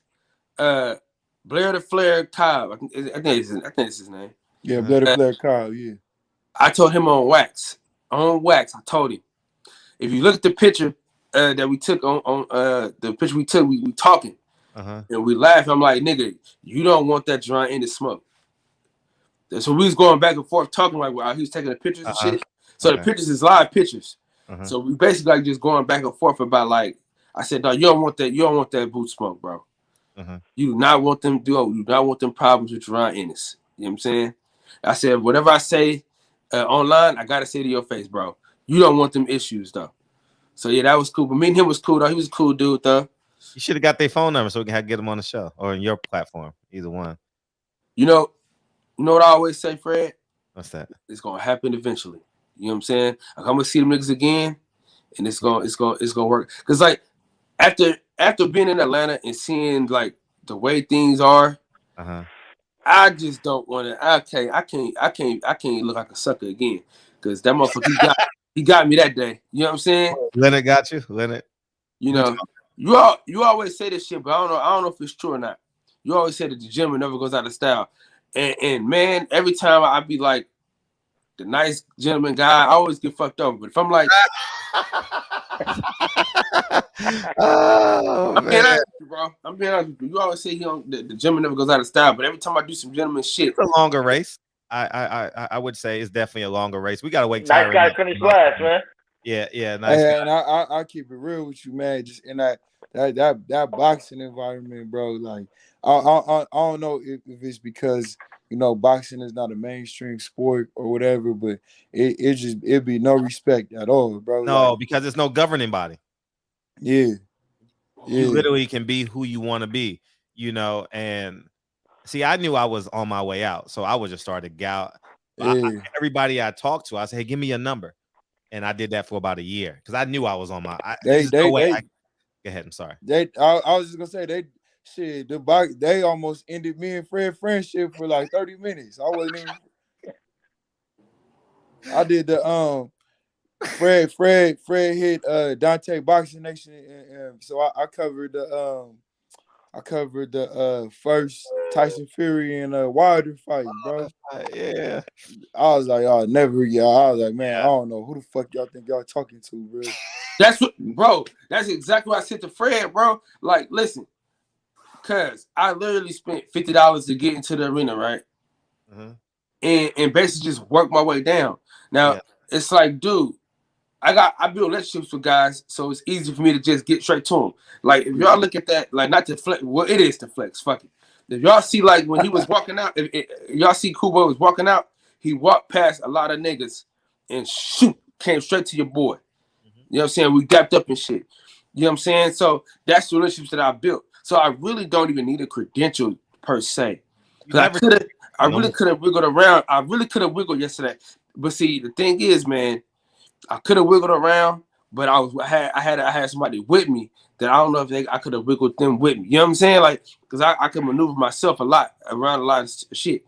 But I had Leon with me, but he put me in a position. So once he put me in that position, I didn't want to like leave him out to dry. So I was like, nah, I'm gonna just game recognized game. No, Leon would have known that, you know, it's thin air in here. I'll be right back, you know. And there's nothing wrong with that. I appreciate Leon for getting you to where you needed to be. Sure. You know what I mean? And you made it happen. We was just chopping game. Like I had to tell him, like, he kept doing this shit. Like with his camera, I said, bro, you gotta turn it sideways, bro. You gotta turn it sideways. So I kept telling him that, but he kept doing like that. I said, bro, you gotta turn it sideways. That was the night. That was the last fight of Adonis Stevenson's career. Remember we watched that fight in the media room? Yeah.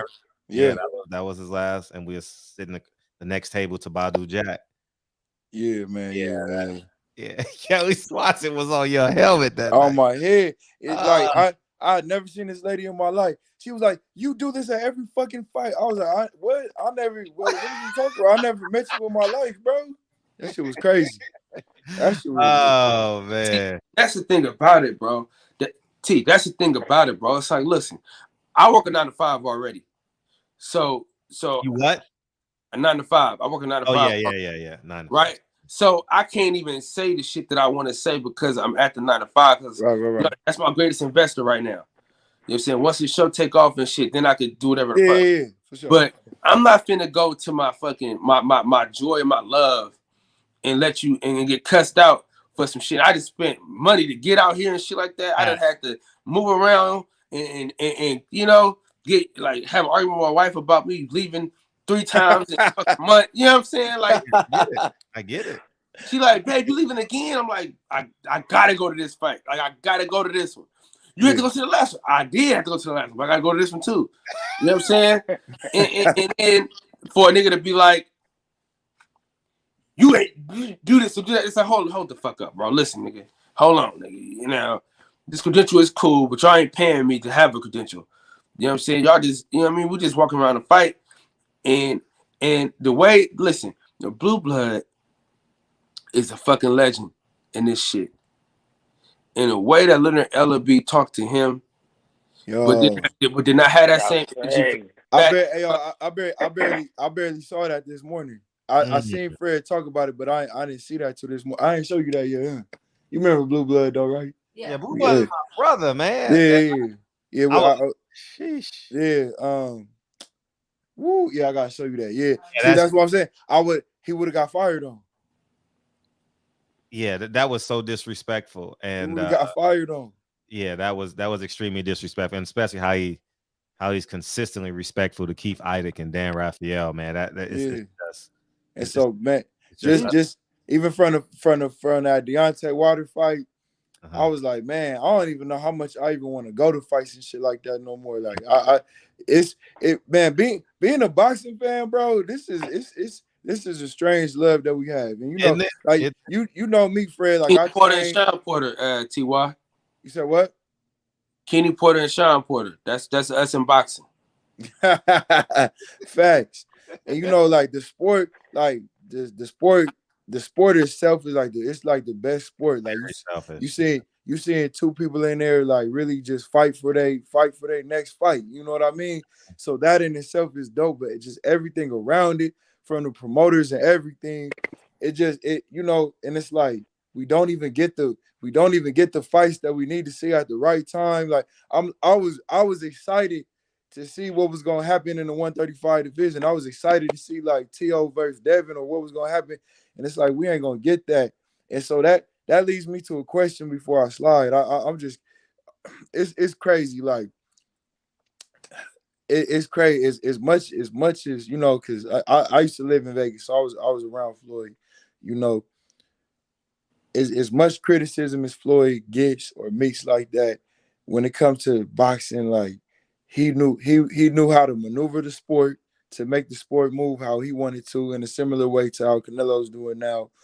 And as far as being an athlete in the sport, you know, he did what it did to not let the sport take him over. And you know, so who do y'all see now that really got it mentally to where they're not gonna let the promoters run them, and they're gonna dominate other fighters as they take their career to the next level? Because we saw, you know, that's Teofimo put himself in that position after beating Lomachenko and letting his fight go to purse bid, but he just dropped the ball like a motherfucker, and it's gonna be hard for him to pick it back up. So who do y'all feel? Do y'all feel like this is a fighter right now? You know, I thought Earl Spence was gonna be that dude, but we kind of, you know, the outside. Only Canelo, that's what I think. Right, lead by far. Yeah, no, Canelo for sure. So aside from Canelo, yeah, you mean? Yeah. Man, fuck him. Nobody. The closest one I can see, and it's just from the fighting side, like Terrence Crawford. Terrence Crawford probably got about 2 or 3 years left, and you know, as a fighter, he did what he did, and he stayed disciplined, and you know, regardless of how close some of his fights might have been, like in the early rounds, like he found his way to end the fights. So as a fighter, I feel like I can salute to Terrence Crawford. He did what he did, but you know, he let the business fuck him over. Yeah, you know what I'm saying? Savvy enough outside the ring. Yeah, I think Tank, man. I think Tank with Mayweather running it. Nah, but see, I agree with you. But the last part of what you said with Mayweather running it, I think if Spence beats Terrence Crawford and he stays where he's at in terms of his mindset, in terms of the Earl Spence that we see today, and did we have this conversation on the show or no? Tyron, about our conversation about Earl. It might have been off. I don't remember. Oh, okay. No, it was on. It was on the show. It was on the show. Sure, it was. Okay. Oh yeah. Then people got mad in the chat. Yeah. And if Earl can get it back, because he has a temperament and he's beloved, you know, and I think he understands that. I think he can be that, and as to what you're saying, but that Terrence Crawford fight is gonna have to be the one to push it over. I don't think Ugas does it. If he can beat Terrence Crawford, he can be a megastar and control the pieces on the board. You know, how long I don't know, but I think he can. If Dev could have got a big fight, it would happen for him already. See, I don't, man. I like Devin Haney, man. I like Devin Haney, bro. But some part of me has the feeling that he wants the Floyd status. You know, as the notoriety more so as the fighter, man. I believe. I don't know if you remember, Fred, but we had to talk about it one time, and I said at the moment I feel like Teofimo is probably the most accomplished out of all of them. But I said in the long run, I can see Devin pulling away from everybody. But you know, it's just like, man, like when Floyd was on the come up, when Floyd was these dudes' age now, he was running through motherfuckers. Like I don't know, like man, when he after he won his first title in the fashion that he won, and Angel Man Freddy, who was ranked ahead of him at the time, was his next fight. He got Angel Man Freddy to fuck up out of there. You know what I mean? And then he just kept it going. And it's just like these dudes now, like I don't know. And I still believe in Devin Haney, but it's kind of irrelevant now that Teofimo just lost last night. But even when they would get into their back and forth, and Devin Haney was like, I got more followers than you. I'm like, what? Like, no, see, but so what happened was Teofimo said, you popular because of me. He said, "Nigga, how is that when I got more followers?" No, he said you relevant because of me, and he was talking about boxing wise. I don't know, but what I'm saying is you can't be more relevant than somebody like if I got, you know what I mean? He got more followers because he fucking with NBA YoungBoy's ass girl. Come on, that's like what? All I know is Ryan Garcia got more followers than all them niggas, but he ain't done shit in boxing though. Yeah. That's all that's kind of my point. Like even to Canelo, bro, like Canelo got to that superstar status, but he got there from the boxing. The boxing got him there. Man, I'm glad you brought that up. And but that was Teofimo Lopez again being a life coach. But anyways, but yeah, Cool Boy Steph, I want to have a conversation about that Canelo shit because y'all motherfuckers in the comment section need to understand Canelo's commitment to the sport. Man, but before we go, we could end the show on that conversation. Cool Boy Steph responded to what I said. I posted about a couple hours ago. I said, why are all these black fighters wearing these Mexican outfits? Right. Oh, okay. I think it's over and done with. Floyd did it. It's a little bit much. Earl did it. Tank did it. Now it's like it's a little corny now. It's super corny. It's super played out like the Jerry curl. So, anyways, Cool Boy Steph says I wore sombrero and Mexican colors because the uniform was already made for my September 18th fight that got canceled. It was a contribute for Mexican Independence Week. It was a tribute, basically. He said contribute. So it still makes no sense to me. And I'm not mad. I'm gonna keep it G with you, Fred, and I get what your point is, and I get what you're saying, but I mean, boxing is a especially in America, boxing is a Mexican sport. You know what I mean? So that so you throw the Mexican colors on the Mexicans that's watching the fights. Like even from when I go to fights or when I watch fights at the bars, you know what I mean? It's full of Mexicans. You know what I mean? There's not. I know you said it's like all these different countries in Africa, but that Africans don't really support the sport, especially in America. So, those people that are doing it, it's strategic to get those Mexican fans behind them. They don't support you anyway, though. That's what I'm saying. They're gonna forever be your enemy. You know what I mean? I'm all for nurturing 100 people that support me. That's just that's my MO. That's I don't know. I see like Mexicans love Earl Spence, bro. Like no, I get that, but they don't. But it's not from a standpoint of culture. It's just from a standpoint of he's the best fighter in the world. Mexicans love Floyd, but on a macro level, when they go to the fight, David Benavidez is rooting for Mikey Garcia. You know what I mean? Juarez. See, that's what I'm saying. Like, no, they're not. No, they're not. They're not trying to take the Mexican fans away from the Mexican fighters, but they know. Just like for instance, Earl Spence wore the Mexican colors. They was in Texas, mostly Mexican crowd. He was fighting a Mexican fighter, so he's like, I'm a beat Mikey Garcia's ass, and then y'all Mexican fans, y'all see that I pay homage to y'all, so now y'all gonna follow me.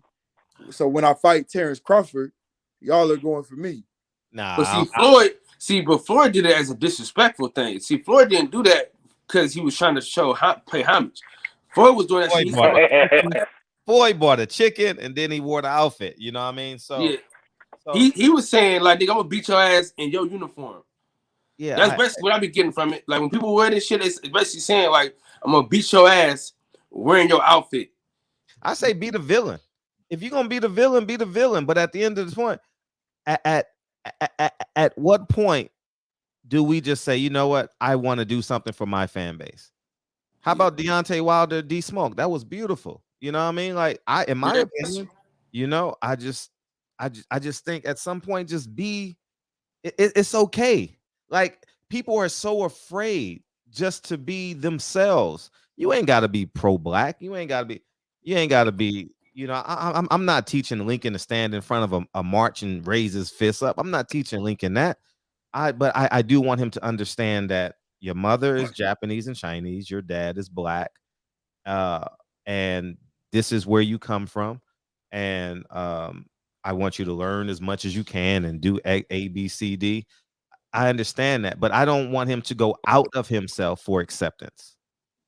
And I think wearing those Mexican sombreros and shit is out of ourselves searching for acceptance. You know what I mean? It's bad enough you already got a see. Here's the catch. You got a rapper that's saying fuck you, you bitch, you hoe, I'ma kill you, I'ma rob you with a sombrero on. Make that make sense. Wait, Where what? do we You gotta bring me up to speed. I don't know what you're talking about. like the rap song that they coming out to? The rap song they're coming out to. Got you. Okay. And then they got the sombrero. So you pay homage to the Latinos, to the Mexicans, but to us it's like, oh, all we do is fuck bitches and get money. You understand what I'm saying? So where's the respect for us? You know, so I don't see a parallel in that. And I just want us to be conscientious of it. You know, like how I have to respect that Teofimo is Muslim. I have to respect that. I don't say, hey, I'm gonna wear a cross.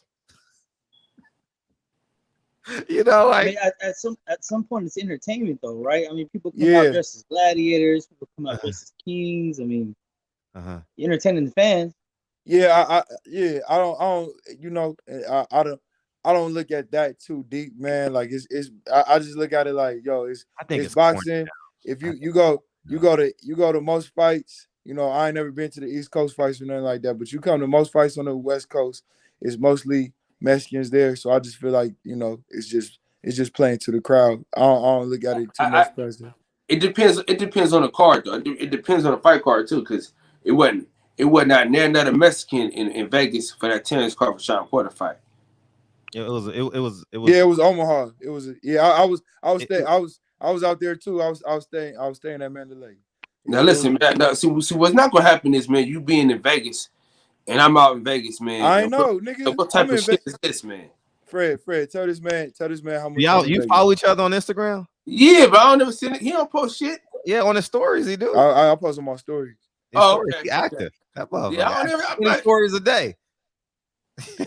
He active. He on those stories. Oh, you had that movie. I know you had that movie and shit. Yeah. I'll be in Vegas. I'll be in Vegas like every other week, bro. Yes. I'm supposed to be at that fight this weekend. I don't know if I feel like arguing with my wife about it, so I don't know if I'm going. But I'm Devin Haney fight, yeah. My wife was like, "You haven't been home all fucking month." So, does that T.O. loss put more pressure on Haney? He has to win that fight. Right? Haney has to win, but he had to win. That's anyway. a great question. He had to win it either way though. Yeah, he had to win it either way, but I mean, if he doesn't win, that really fucks up 135. It's open. And I think all eyes are now looking at Devin Haney like, are you gonna fuck it up like T.O. fucked it up? Yeah, you know what I mean. Now the people are gonna hate on. Is Devin prepared for this? Because the crowd is about to turn on him Saturday night.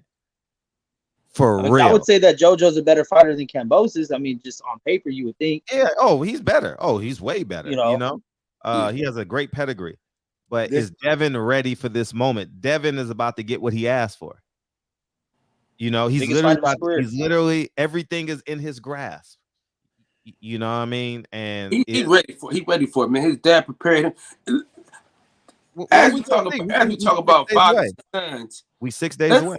Let's look at Bill Haney and how he treats Devin Haney, exactly. Kenny Porter and how he treats Sean Porter. And you know what it is? He's groomed Devin to be his own man since he was a little kid.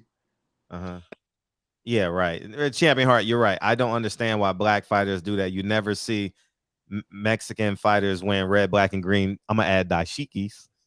You know what I mean? Like it's just played out, man. When did they fight? 2004, 2006? Wait. If a Mexican fighter ever wore a dashiki, they would be labeled racist, right?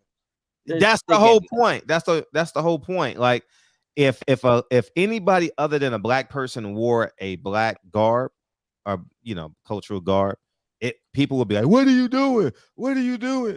And I would just sit back and be like, "You get what I'm saying?" It would, because I mean, I don't want to have this conversation. But let me touch base on Devin Haney and Bill Haney though. Yeah, go ahead. Yeah. You see the difference in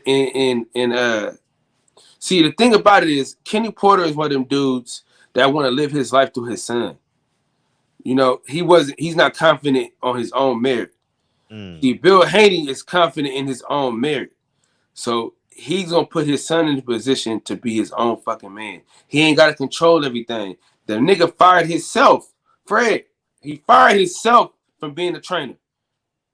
And Devin Haney was like, "Nah, Pop, I need you back." He like, "Nah, we need somebody else."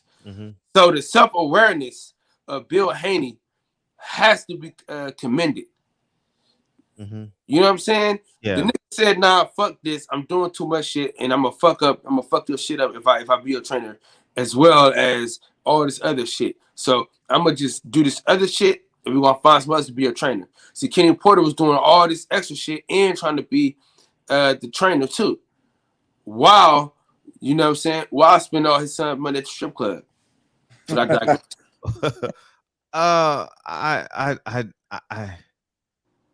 I mean, I don't know the astronomical differences. I see, and when I say astronomical differences, I mean like not the control, but I'm just it's hard to go into that because I'm not around Bill. See, I know the Porters. Like when y'all were talking, I just shut up because I can say so much shit, and I mean, I just don't want to disrespect the Porter's name like that, you know. So I'll just keep my mouth shut. We'll see with Bill and Devin. You know what I mean? Because they talk a lot about money. You understand? They talk a lot about money, and I want to see the maturation. You know what I mean? That's the only thing I'm worried. That's what I'm concerned about is the maturation of them. You know, do I love Bill? Absolutely. Do I love Devin? Absolutely. Do I want them to succeed?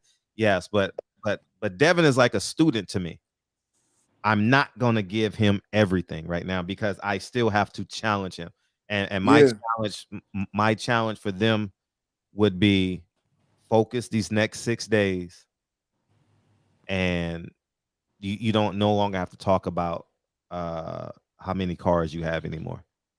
And right, that's why, and that's my big concern is like you start talking about that before you even achieve. I don't want to use the word respect, but it's like they had it already. They had it already. If Canelo wants to talk about it, he don't really do it. But if Canelo wants to talk about all his cars now, it's like, all right, whatever. You got to that status. You dominated the sport of boxing.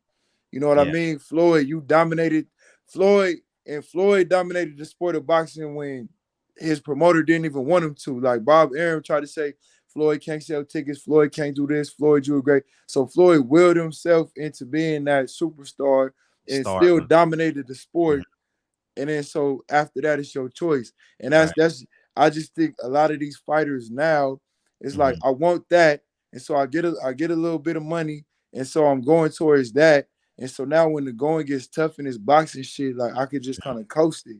And that's what I'm worried about. So I like Devin Haney, man, but it's just like, yo, man, when you get into a 50-50 fight situation, like I just want to see what's inside of him. You know, but let's say this though. He faced adversity in his last fight. Let's not forget that. He did. And he didn't fall. He didn't get sat on his ass. Teofimo got sat on his ass. Ryan Garcia got sat on their ass. So that probably was a 10th round too. No, I'm joking. So what? I was joking saying that probably was a 10th round as well. You know. No, it was though. It was. He got clipped in the 10th round. Wow. Haney? Yeah. Anyways. Hey, to your point about the money with the Haney thing, I think I agree with you, but I'd say I kind of can't blame him because he's getting more money than some of these champions already. Yeah. Like because he's doing his own thing. No. Like, okay, I'm gonna give the example. I was fishing the internet for the Devin Haney response, the reaction to the fight. Yeah. Right? And it was on Trill. Shout out to I'm glad they have a great relationship. Boxing, black fight fan. Thank you. I'm black boxing fan. Anyways, and he said, and I'm going to quote him. The Rolls Royce dealership, and this is Mr. Haney talking, the Rolls Royce dealership and something else. And I was like, no, that's not it. I think we're in the gym preparing for what's the guy, Jojo Diaz. And when we get done, we're going to negotiate that fight. I want to say congratulations. Teofimo looked like shit. He was a fraud. But Devin Haney, he gonna have left hook problems. How we prepared for this fight, I think you leave that. I think that's a lower level. Like fans are even tired of Floyd saying shit. I mean, like Floyd's numbers. I'm assuming, because I don't even look for Floyd interviews anymore. Like I wonder what Floyd thinks about this subject. I wonder what, like now I wonder like what YouTube guys think about matters. I don't even like for real. Like I was interested in what Black Fight Fan had to say. I was interested in what y'all had to say tonight. Blue Blood, Keon. I was more interested in what YouTubers thought. Devin and Bill, because they're they have stuff to it, but I wasn't really interested in a lot of fighters. What their response was. So I think Devin has all the tools, because I believe he has great habits outside the ring. He has 8 abs. I've never seen him. He has 8 abs. So that's a clear indication for me. Now that I've seen him, no, the reason why I say that is because I'm going to know if he's not doing his part. If I see like, he got the grown man love handles and shit in between fights and shit like that, I'm going to know that he's BSing. The thing about, but this is the reason why I could trust Devin Haney. He has given a reason not to. No, he hasn't. See, Teofimo gave you a reason not to trust him. Ryan Garcia gave you a reason not to trust him. Tank gave you, Can I intercept you real quick? Because I want to finish saying this. I was just on the phone with L, my boxing trainer, and I was going to do a video because I know how important this week is for Devin. I know he's going to watch my videos. I wanted to say positive affirmations to Devin. Yeah. Because I was saying Devin has all the characteristics to be great. Yeah, for sure. He doesn't drink, he doesn't smoke. He's young, he's 22, he got the flashy cars, he got the beautiful women, he got all that. He has a dad, he has a world champion trainer, and a dad in his corner, right? And I was gonna reaffirm all that stuff in him, just because I think he has a chance. I think, can he be the face of boxing? That's totally up on his relationship with the fans. But in terms of being a great boxer, a great fighter, I think he has the tools to do that, and I really want Devin to get this fight Saturday. Yeah, me too. But I also know Jojo Diaz cleared out my gym. You wasn't there that day, Tyron, but Jojo Diaz cleared out my gym one day. West Side? Yeah, cleared it out.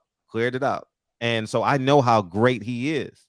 I seen this guy cut the ring off on 3 or 4 fighters. So I know how great this kid is. And I don't know if that guy is going to show up. And I was going to say that because I definitely, Jojo Diaz, I definitely think he's better than Kambosos, but I don't know if he's as hungry as Kambosos was last night. Great point. Kambosos was a man. I ain't going to lie. Like, a lot of people was paying attention to what Teofimo wasn't doing, but Kambosos was taking some shots last night, bro. His will. He was taking some shots. And, Jojo Diaz, he's been that undefeated prospect before. Gary Russell kind of popped that cherry. You know what I mean? Diaz has been a been a champion at 2 different weight classes before. You know what I mean? So I don't know. Like, I ain't gonna lie. Like, Kambosos was gonna have to get shot last night to stop. I agree. You feel me? So I'm that's the only thing. I just want to see how much of that hunger JoJo has, and I hope we get the best JoJo Diaz, because I wanna see what Devin Haney got, and what Devin Haney got in his and I believe he got it. So I don't want physically he got it. Yeah. But this guy is in his hometown. Yeah. Devin Haney and Bill Haney has a great connection with any celebrity you want in the world. For sure. Devin Haney is attached to them. Shade Room. Listen, the Shade Room is very important as it pertains to casual fans, because Tank and Devin are always on the shade room. That's why they sell like that. Like they always on the shade room. Say what you want about the shade, but everybody on here, I don't know, most of us, I know, I for sure, I stroll the shade room all the time. I don't know about y'all, but shade room, everybody look at the shade room, everybody repost their shit and all that stuff. So it's important to have the post of like the urban community. You know what I'm saying? You want to have the post. But think about Devin Haney. Go ahead, Fred. I'm gonna talk to him. No, I said shout out to Bob Arum. That's all I was saying. Yeah, I just don't want a lot of these dudes to whether you Mexican or black or whatever. I don't want these dudes to fall into the Adrian Broner or the Victor Ortiz. Or the, you know, the Victor Ortiz or the fucking you know, I just don't like. I don't want them to become celebrities. You know, you're supposed to become a celebrity household name because of what you do in the boxing, and the shade room shit is just supposed to help it. You ain't supposed to be known on shade room before boxing. Facts.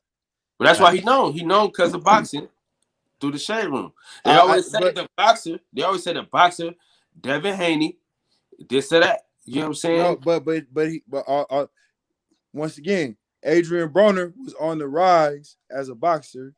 He started getting coverage outside of boxing, and he fell in love with that more than the boxing. Yeah, he got fat on tour. Yeah, that's all I'm saying. I just don't. I just hope these dudes, the Ryan Garcias, you know what I mean? Because he got big on social media, but he got dropped his last fight, and that motherfucker had every excuse in the book afterwards.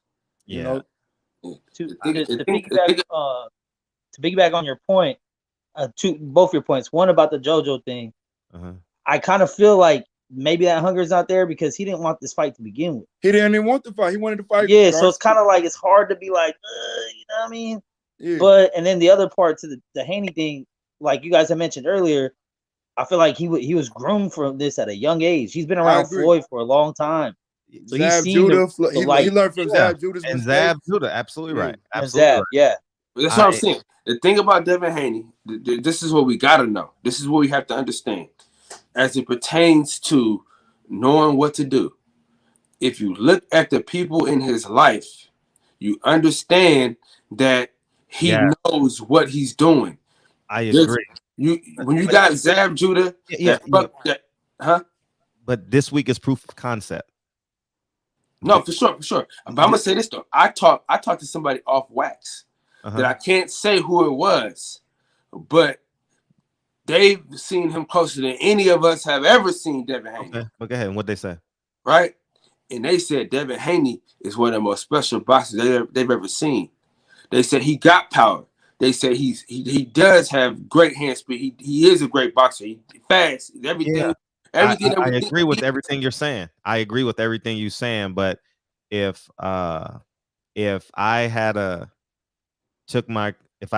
had my credentials taken and didn't push and didn't have the mental fortitude to say I'm gonna do this without him, then we wouldn't be in the barbershop right now. We would be in the salon somewhere.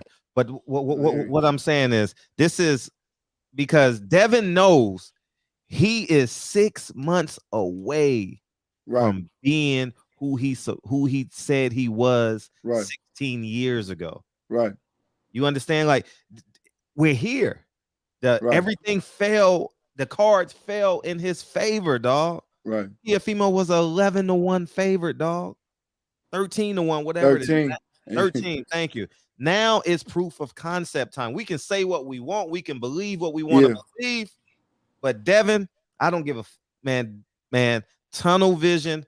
Don't fumble the fuck. Don't fumble. Don't fumble. Now, now ain't the time.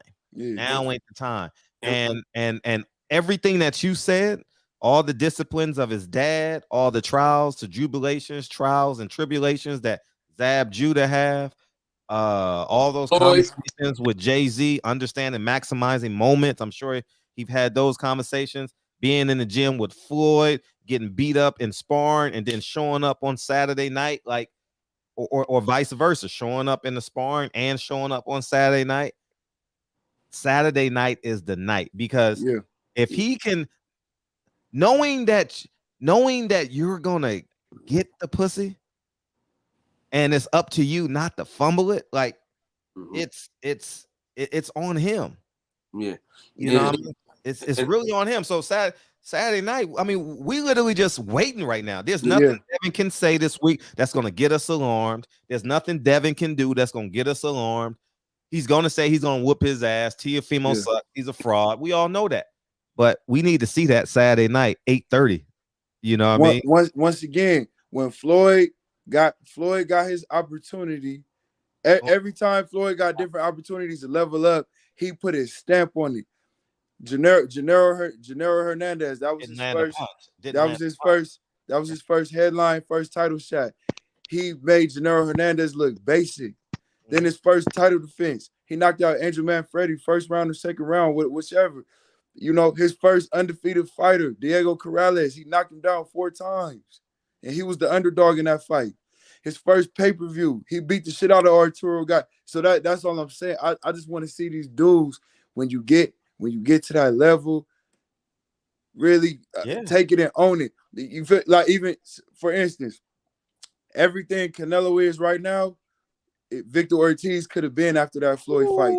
And Victor Ortiz had the out because he got the headbutt and then the sucker punch and all of that. People was loving Victor Ortiz, but then Victor Ortiz fell in love with being a celebrity more so than the boxer.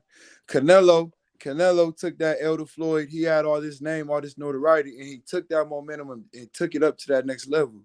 Yeah. So that's all. I just, I believe Devin Haney could do it. It's just it has to be done. Yeah, and you're right. And I was having a conversation with L about the disciplines. About I'm not throwing no one under the bridge, but just speaking facts. Tank Davis grabs a girl, pulls her out. Teofimo Lopez is battling with his dad. He wants to commit suicide. Ryan Garcia is depressed. You know what I mean? Devin Haney, clean as a whistle. Right. You understand what I'm saying?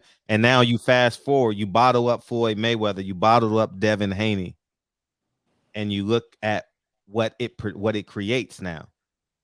Canelo Alvarez. There's no secret to this. There's no ifs, ands, or buts about it. The recipes that it takes to be great. You look at Canelo Alvarez. I know people are gonna say, "Oh, he cheated. He this, he that." Feel free to have your opinion. Yeah, right. But the fact that Canelo is always Canelo every time you see him, and he's on top. And it's boxing $300 million. It's boxing first. Yes, it's boxing first. Boxing first. You know, I mean, similar to the commitment Deontay Wilder made. It was boxing first. You know, he didn't win the fight, but you saw the commitment that he made in between 2 and 3. 2 and 3. You're laughing, Tyron. Hey. You don't think he made the commitment? He built the gym. Here he go, Fred. Okay, no, it's fine. It's fine. I know where I'm at. On his ass. Okay, no, but the point I'm making is Canelo is committed to the sport. Canelo looks great in clothes, and I said, and I'm talking as if we're all boxing fans, right? I don't want to take this somewhere else, but he looks great in clothes. If a fighter looks great in clothes, you know the motherfucker's training 3 or 4 times a week. Right. You know it. Whether it's a 2-mile run, 10 rounds on the bag. You know it, and I just think that that's what it's going to take out of Devin Haney. You understand what I'm saying? Like, and all that he's done, that snack stuff, that pushing the sled, him getting up 2 o'clock in the morning running, Saturday night. This is it. If he wins Saturday night, he is 12 rounds away from being everything that he said he was at when I first saw him on Dante's Boxing Nation or he was like 14 or Hustle Boss or something like that when he's sparring Sean Porter and Shakur Stevenson and all that. So here we are. Yeah, the table is set. There's nothing can happen between now and then. All he got to make weight and show up Saturday night. We know he's gonna make weight. We know that already. Oh, I have no doubt he's gonna make weight. I'm just saying. Like if because for me, man, if I'm somebody who loves Teofimo, like if I was what Ant is to Sean Porter for Teofimo, I would have to sit him down like, bro, you had the table set for you, bro, and you fumbled it. Okay, you know what I'm saying? So, like I just, like Floyd Mayweather, Oscar De La Hoya, rounds 9 through 12 for Floyd Mayweather. Floyd Mayweather thought he was losing. He turned it up. That motherfucker said he felt it in his spirit, like Bob Arum gonna have me by the balls. All this stuff. His dad gonna have him by the balls because remember his dad left the camp. He felt all of that. His dad was in the stands with the dreadlocks, right? I mean, right? Yeah. And so he's like, "Oh man, He came out in that 9th round, 8th round, whatever round that was. You saw Floyd go to a gear that he's never seen before. It was like the LeBron James in the second year in Miami in the 4th quarter. Remember, he got anxious. I don't know if y'all remember that, but in the 4th quarter against somebody, I forget who they playing. Dallas, I think it was. Dallas. Dallas. It was Dallas. That motherfucker he was scared shitless. He airballed a layup. Yeah, he was he was scared. He was nervous. Hey, LeBron James is the perfect example because as dominant and talented as LeBron was for the first half of his career, when it got to that point, shit that was easy to him, he just couldn't do it. Mm-hmm. You know what I'm saying? So, you know, like, and I'm not saying I want to see Devin Haney with a cut and with his eyes swollen, but like, what's like, I just, you know, yeah, you know, we saw him go through adversity against Jorge Linares, but you know, Jorge Linares ain't really a dog like that. Mm-hmm. You know what I mean? Like, I just, you know, it's like even we're not gonna pretend like Marcos Maidana was like some great fighter, but Marcos Maidana had just revamped his career with Robert Garcia, just came off the biggest win in his career with Adrian Broner, and he was roughing up Floyd in that same fabric and fashion that he was with Broner, and you just saw Floyd just pick him apart after that. You know, he didn't get lost in the moment. You know what I mean? Like so it's just like, man, I just, you know, once again, like we seen, and it once again, it's not like Kambosos was just like beating Teofimo Lopez up and walking him down or nothing like that. But the moment, you know, like Teofimo, you know, fighting against Top Rank and going to purse bid and doing the shit with Triller and all of that, the moment got to Teofimo's head and he couldn't.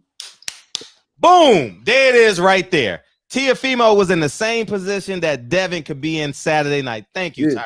Yeah, that's right. Thank you, dog. Right.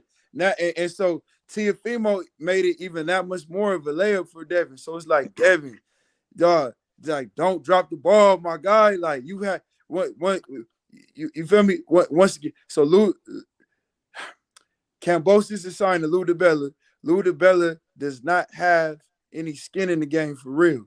You know what I mean? So all he has to do, and Eddie Hearn is thirsty. So all Devin had, go dominate on Saturday. It's gonna look crazy. You just had a fighter last week that was a 13-1 underdog, win the other 3 belts, and don't have any more leverage other than that. Man, Eddie Hearn gonna offer Lou DiBella them the most money to make that the undisputed fight on DAZN. And you got it. And then you that dude, and then everybody gotta come see you. You that dude for real, and you make Tank Davis irrelevant. You feel me? Tank Davis like, circus. Like, I ain't here to dick ride Floyd, but like we gotta. I know a lot of people don't like a lot of his actions, but we gotta really sit back and look at what this man did. Let's take it back to 06, 05, 06, 07. Mm-hmm. He bought himself out of his own contract, bro. Mm-hmm. Yeah, and he put all the pressure on him. Like, let's go. Put all the pressure on himself. You're right. T.O. couldn't handle the pressure. Exactly. Teofimo Sr. couldn't handle the pressure. When you got Teofimo Jr. went into this fight like, man, I'm about to make this $2 million real quick. He thought it was a bank robbery. Yeah. You know, he didn't prepare. The dad didn't prepare mentally. Right. Hey, that's what I liked about Bill Haney, because Bill Haney was like, we're not looking past, like, we ain't, like, y'all can talk about the Kambosos show all you want, but nigga, we got Jojo Diaz this weekend. Yeah, I believe it. And because Bill conceived Devin, and Bill saw the finish line before Devin, so he understands, like, man, we here, and I want Devin to be here. I want to call Devin Sunday morning. I swear to God, I want to call Devin with tears of joy. I'm not gonna cry, but I'm just gonna be so elated for the kid, because I knew Devin before he knew me. Yeah. And I'm gonna be real. I know y'all don't fuck with. I know some of y'all don't fuck with Tio like that. I wanted that for Teofimo Lopez, just as a person who understands how the boxing game go. I'm like, dog, he's in a position where he beat Bob Arum, but he fumbled it. So that same shit. Like I want. He fumbled it twice too. Yeah, he fumbled it twice. No. What I mean by irrelevant, Tank is still gonna sell pay-per-views. He's gonna sell 200,000 pay-per-views and sell out. But that forces Tank hand to fight somebody. When I say irrelevant, I mean, yeah, that was the wrong word to choose. He's still gonna be relevant, but we're not gonna look at Tank as a fighter if he's not fighting a champion. Tank, Tank, right? Tank. They're moving him smart, and they got him popular outside of boxing and everything.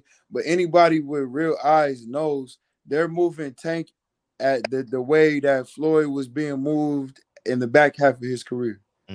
They're moving. They're moving. You know, Tank ain't like I said. Tank ain't had his Gennaro Hernandez fight yet. Tank ain't had his even Floyd versus Zab Judah fight. You know what I mean? Tank ain't been in a fight where we thought somebody had a chance yet. I'm with you on it. That's why. Will he ever be? I don't, man. You know, I mean, other than maybe Haney and Shakur, I think Tank easily beats almost everyone else. But the business of boxing, man, it's the business of boxing. Listen, we can talk all the shit that we want, man. But at the end of the day, niggas gonna protect their investment. If we put this amount of money into some shit, I'm not saying I hear you. I'm just saying we would do the same shit. So it's hard to be like, oh man, these motherfuckers. It's like, dog, if I can make all this money off of all these idiots that's gonna buy this pay-per-view, why not? Like, keep it solid though. Like, why not? Why wouldn't I do this? If I know I'm gonna make 13 million off of 500,000, why wouldn't I? But this is my, and I hear you, but this is my thing. I know Tank got that competitive spirit. I know Tank want them fights. You feel me? It's just like, look, if you even look at Tank, the regard that Tank hosts Canelo in, you know, because Canelo went and fought them marquee fights and beat them dudes. Tank want that. Tank wants to be great like that. He been doing that his whole life. So yeah, it's I don't know, like it's money and shit like that. I get it, but like Tank, like if Devin, what Teofimo was able to do with Lomachenko, and if he wouldn't have fumbled the bag, if Terrence Crawford and Errol Spence fight, whatever the winner of that, the prestige that they get from that and the respect they get from that, if Tank never fights like that, it's gonna affect him. It's gonna affect him that he never had them moments. Say what you want about Floyd and Money Mayweather. By the time he was on Showtime, Floyd had already proved himself. Floyd, you feel me? Nigga, Floyd didn't cry. Floyd didn't cry when he beat Gennaro Hernandez because of the bag. He beat it because of the glory that he received. He cried because he knew he reached that pinnacle of boxing. You know what I mean? Of course, it's a business. Of course, you know, all of that shit is cool. But, you know, man, you feel me? Like the let me ask this about 135. Loma got that Comey fight coming up, I believe January, February, right? No, if he wins that in a dominant fashion, is he right back in the conversation again? Because Teo just lost, Garcia's all out. And yes, because he's supposed to fight Corey Stevenson next though. I would say yes. He don't want the Tank fade no more. He wanted it when he was still early, he was still inexperienced, but he don't want that Tank fade right now. I think Lomachenko fight anybody. I ain't gonna lie. Yeah, I think they fight anybody, but now he don't want to fight Devin. He ain't giving up. They not giving up that leverage to hell nah. They gonna find somebody, man. Trust me, Devin about to. Loma gonna try to sneak in for that Kambosos. Watch. He gonna be the king of the hill until they find somebody they can beat at 140. You know what I mean? Like until if they believe they can beat what's the 140-pound champion if he stays? Josh Taylor. Josh Taylor. But here's the problem now. Davison is his trainer. They ain't gonna never fight. And I don't know if y'all seen Josh Taylor, like even next to Terrence Crawford. Josh Taylor big as fuck. He 5'11", they said.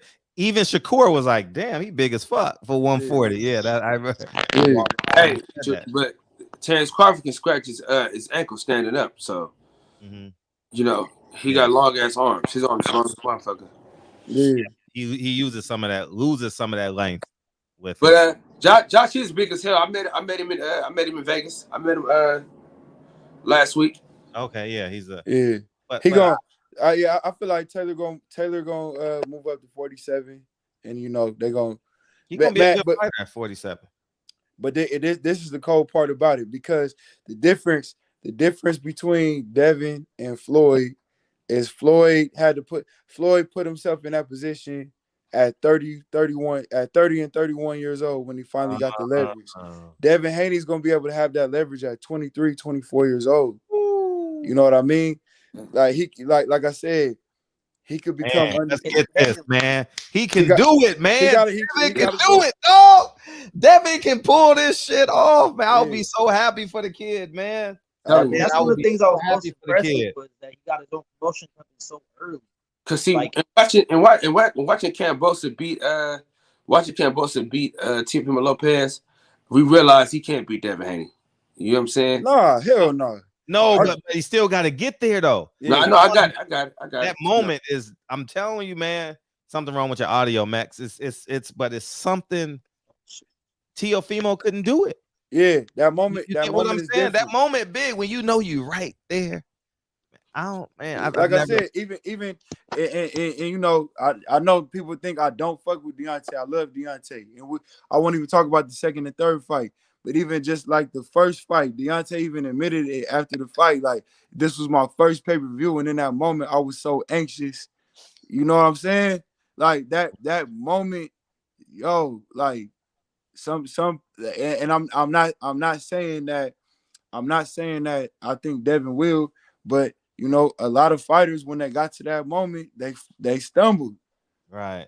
You know what I'm saying? Like yeah. We just saw it. We just saw it with Teofimo. He had a layup. Miguel Cotto. I love Miguel Cotto, but like, man, in those, you know, when it came to those big moments, Oscar De La Hoya. Yeah. Oscar De La Hoya. Y'all see Cool Boy. Y'all see Cool Boy. He stepped up to that moment. That was a big moment. Yeah. This weekend was a big moment. Yeah, it was. He stepped up and took that shit, dog. But with Devin, he's just 122 pounds. It's gonna be tough. Yeah, Devin has a chance to put the boxing world on his ears. For real. For real. Like man. And the dope thing about it, as much as I don't like Eddie Hearn, is he's a good guy for him right now. Yeah, he's working with a promoter that believe in him. See, that's believing in him, but he's leveraging him the right way. Yeah, he wants that, and that's like that's gonna be his ticket in America. You know what I mean? Because he thought he was gonna get on. He thought he had Canelo, but you know Canelo dipped off. No, he still have Canelo. Him and Canelo still got a great relationship. So Canelo will come back. Canelo gonna have his next fight with DAZN. I'm telling you, that fight, that African dude, that ain't with Showtime. I don't think, is it? Hell no. No, I don't think so. So the situation with Devin and Eddie Hearn is still like the co-promoter thing? I don't think so, because how Eddie talks about it. I think Eddie has the final say. I think he has an option on it. He has a right to a refusal, first right of refusal or approval, whatever term they use, because he says Bill wasn't going to that meeting without me. You know what I mean? And so he's the face of the money of the zone. So he probably is the similar to Bob Arum and Al Heyman. Like he said, well, he's the boxing mind, you know, as it pertains to that. So so I think it's more of a DAZN Eddie Hearn. And but once he gets in this position, dude, if he gets in this position at 24, 25, 24, bro. And then he can get focused. And then he can get Josh Taylor at 140 a unify that division. Well, he can't. They got the same training. No, but I'm just saying. I'm painting the story. Whew. Man, that's what I'm saying. He in position, and you got to do it before you give up them belts, though. Like you got to unify with Josh Taylor. You got to don't let him. beat Kambosos. Don't let him get rid of them belts. No, you can't. Well, you beat Kambosos. I'm projecting. Yeah, you got to. Undisputed versus undisputed. Yeah, you got to get undisputed in one fight. Don't do the political game or nothing like that. Y'all fight 135, 140 for everything. That'll be the biggest fight in boxing. That'll be the most decorated fight in boxing history. Now is Kambosos going to have mandatories before that fight can happen? No. Unifications trump mandatories. Don't ever let anybody tell you different. I don't know what it means from moving up the weight class to weight class. I don't know the rules on that. But I do know if it's parallel, like it trumps Kyle is right as it pertains to that. I would love to see that because in the 4-belt era, I don't think that's ever happened. A unification at 135 versus, two weight classes colliding like that in the 4-belt era. So that'd be 10 belts in the ring at one time. That would be astounding. You know, and once again though, so even from that standpoint, because Tank started to make noise before Devin Haney even turned pro. So if Devin Haney's able to do this, he'll supersede Tank that fast. Tank ain't, the competitor in Tank is gonna want that. You know what I mean? The question I ask, will it turn into another Bud and Spence situation? My pay-per-view buys versus your hardware. Yeah. Who's the A side in that?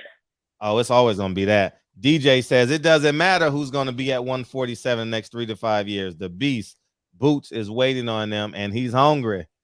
Barrios moved down for 147 is the same size as Earl Spence. Turn Tank loose, TMT. They're not gonna do that because he keeping them in business.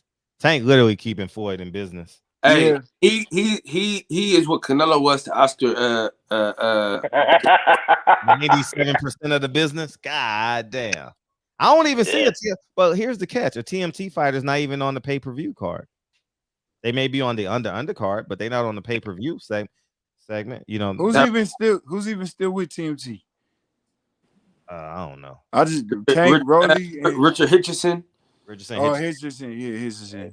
Yeah, he's not that good though. He's not that good because he's not active enough.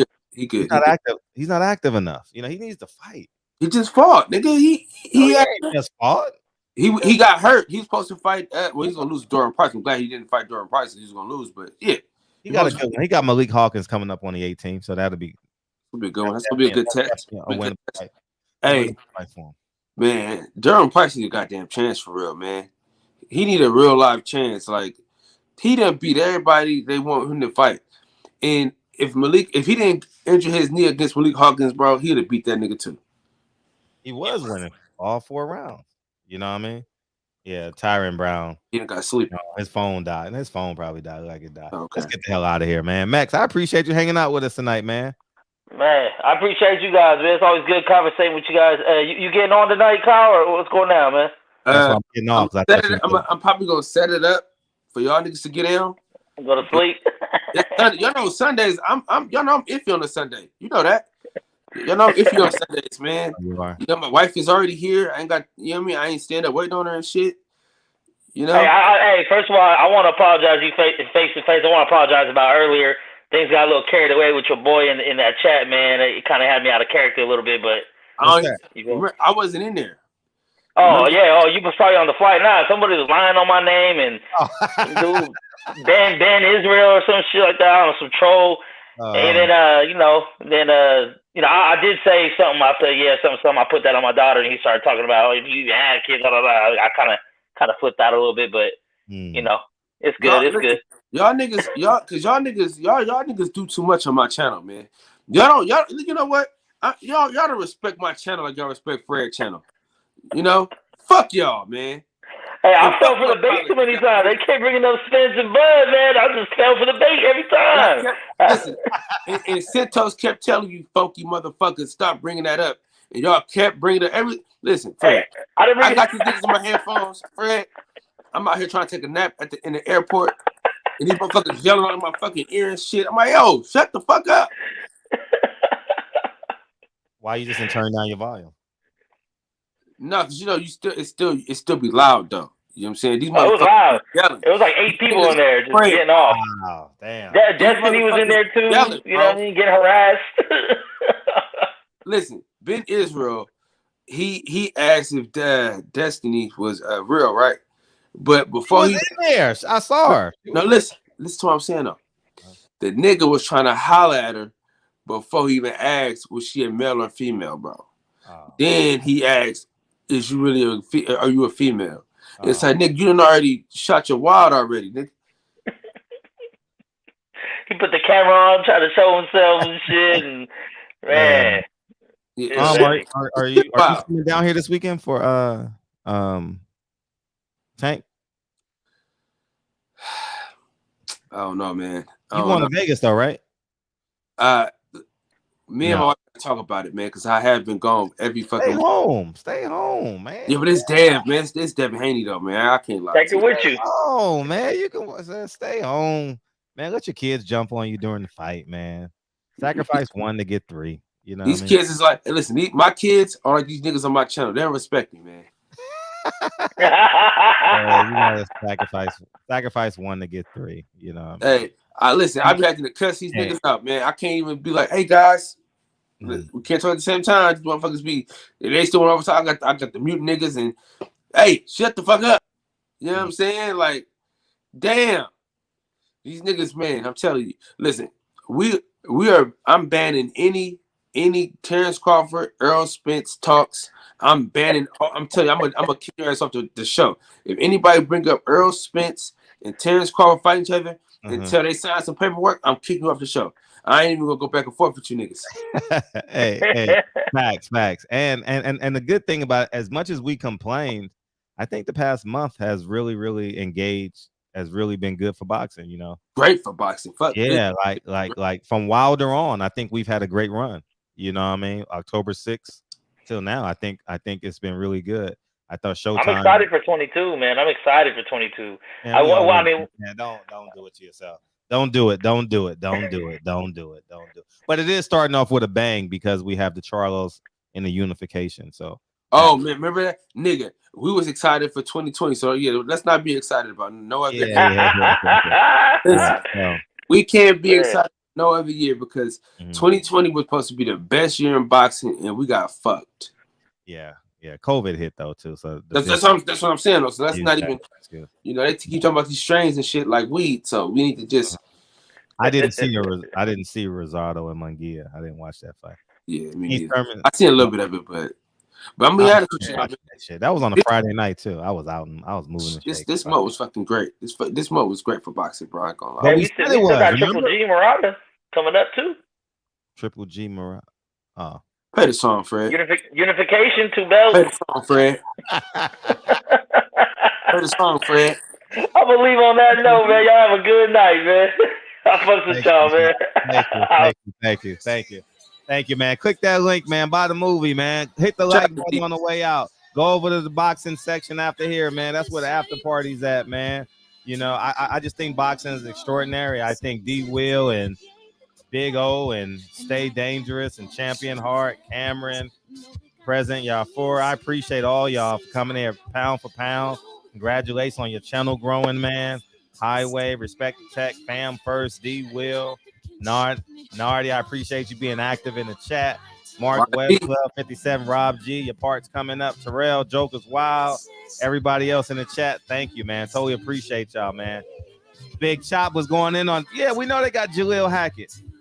Yeah, I know that, but that's it though. Malik Warren, they ain't fought, man. They got to fight. People Hernandez is in the building. We thank you, dog. Peoples Hernandez. Thank you, big dog. Thank you. Yeah, I'm on. What's this StreamYard? So I don't even know. I just know we had over 500 people. We had 600 people in here tonight, which was good. You know, so which is awesome. I'll give out wrenches. I got to go on YouTube to do that. Lolo is training with Terrence Crawford in them, so he gonna be all right. He'll be great.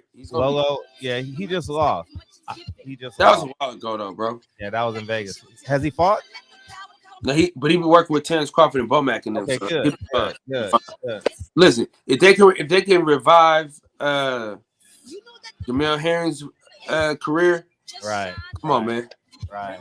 He in great hands. I was just with him at the Terrence Crawford fight. And shout out to you, just with everybody, man. Trying to be, man. Trying to, you know. How many times do you say, "Oh, from the barbershop"? How did that work out for you this week?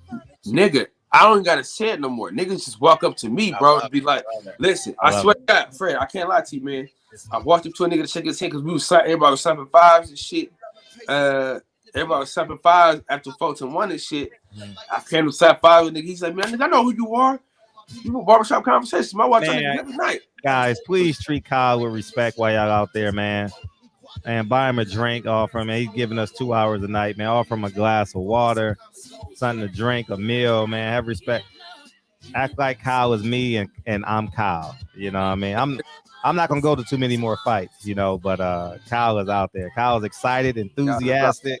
Man, live your best life, man. Live your best life. I'm not gonna be jaded because you ain't got to. No, because you're my Zab Judah, Fred. Oh. Hey, you not abiding by their rules. You know what I mean? You can do what you want. You know, everything you get is off a relationship with the fighters. You know what I mean? So hey, yeah, that's what I always want to do from the beginning, from the beginning on that. Yeah, man. So, but yeah, man, I appreciate y'all. Kyle, I enjoyed your stories. I like Kyle out there shaking, man, shaking, man. Unique Don is in the building. Me, Reese Salim and Bobby, it was a great fucking time. They were great, right? Hey, Bobby and Reese Salim, I appreciate you hanging out with Kyle, man. That was awesome. Man. It was like, man, it's great the relationships you build, man. And I love Bobby. Bobby, solid motherfucker, man. Solid motherfucker. Yes, Bobby is upstanding, and the success that he's having with Reese Salim really couldn't have happened to a better person. Really. No question about it. Congratulations on the win. Now you in line to fight for a unification, and we'll see. You know, and I'm hoping MJ allows. I want MJ to fight Cool Boy. I don't know. It's not gonna happen, but I want. Nah, he's on the zone. They're gonna hold on to that and let them fight for one belt. And if they do, he only got to fight one time only. You know. So, anyways, man, the song ended. Boxing section. I see y'all tomorrow night. Tomorrow night, baby. I see you and Kyle too. Peace, y'all. Thank you. All right, peace. I forgot where the end broadcast button is. I'm on the wrong spot. I love y'all, man. Thank y'all, man, for coming today, man. And Mayana. Peace, y'all.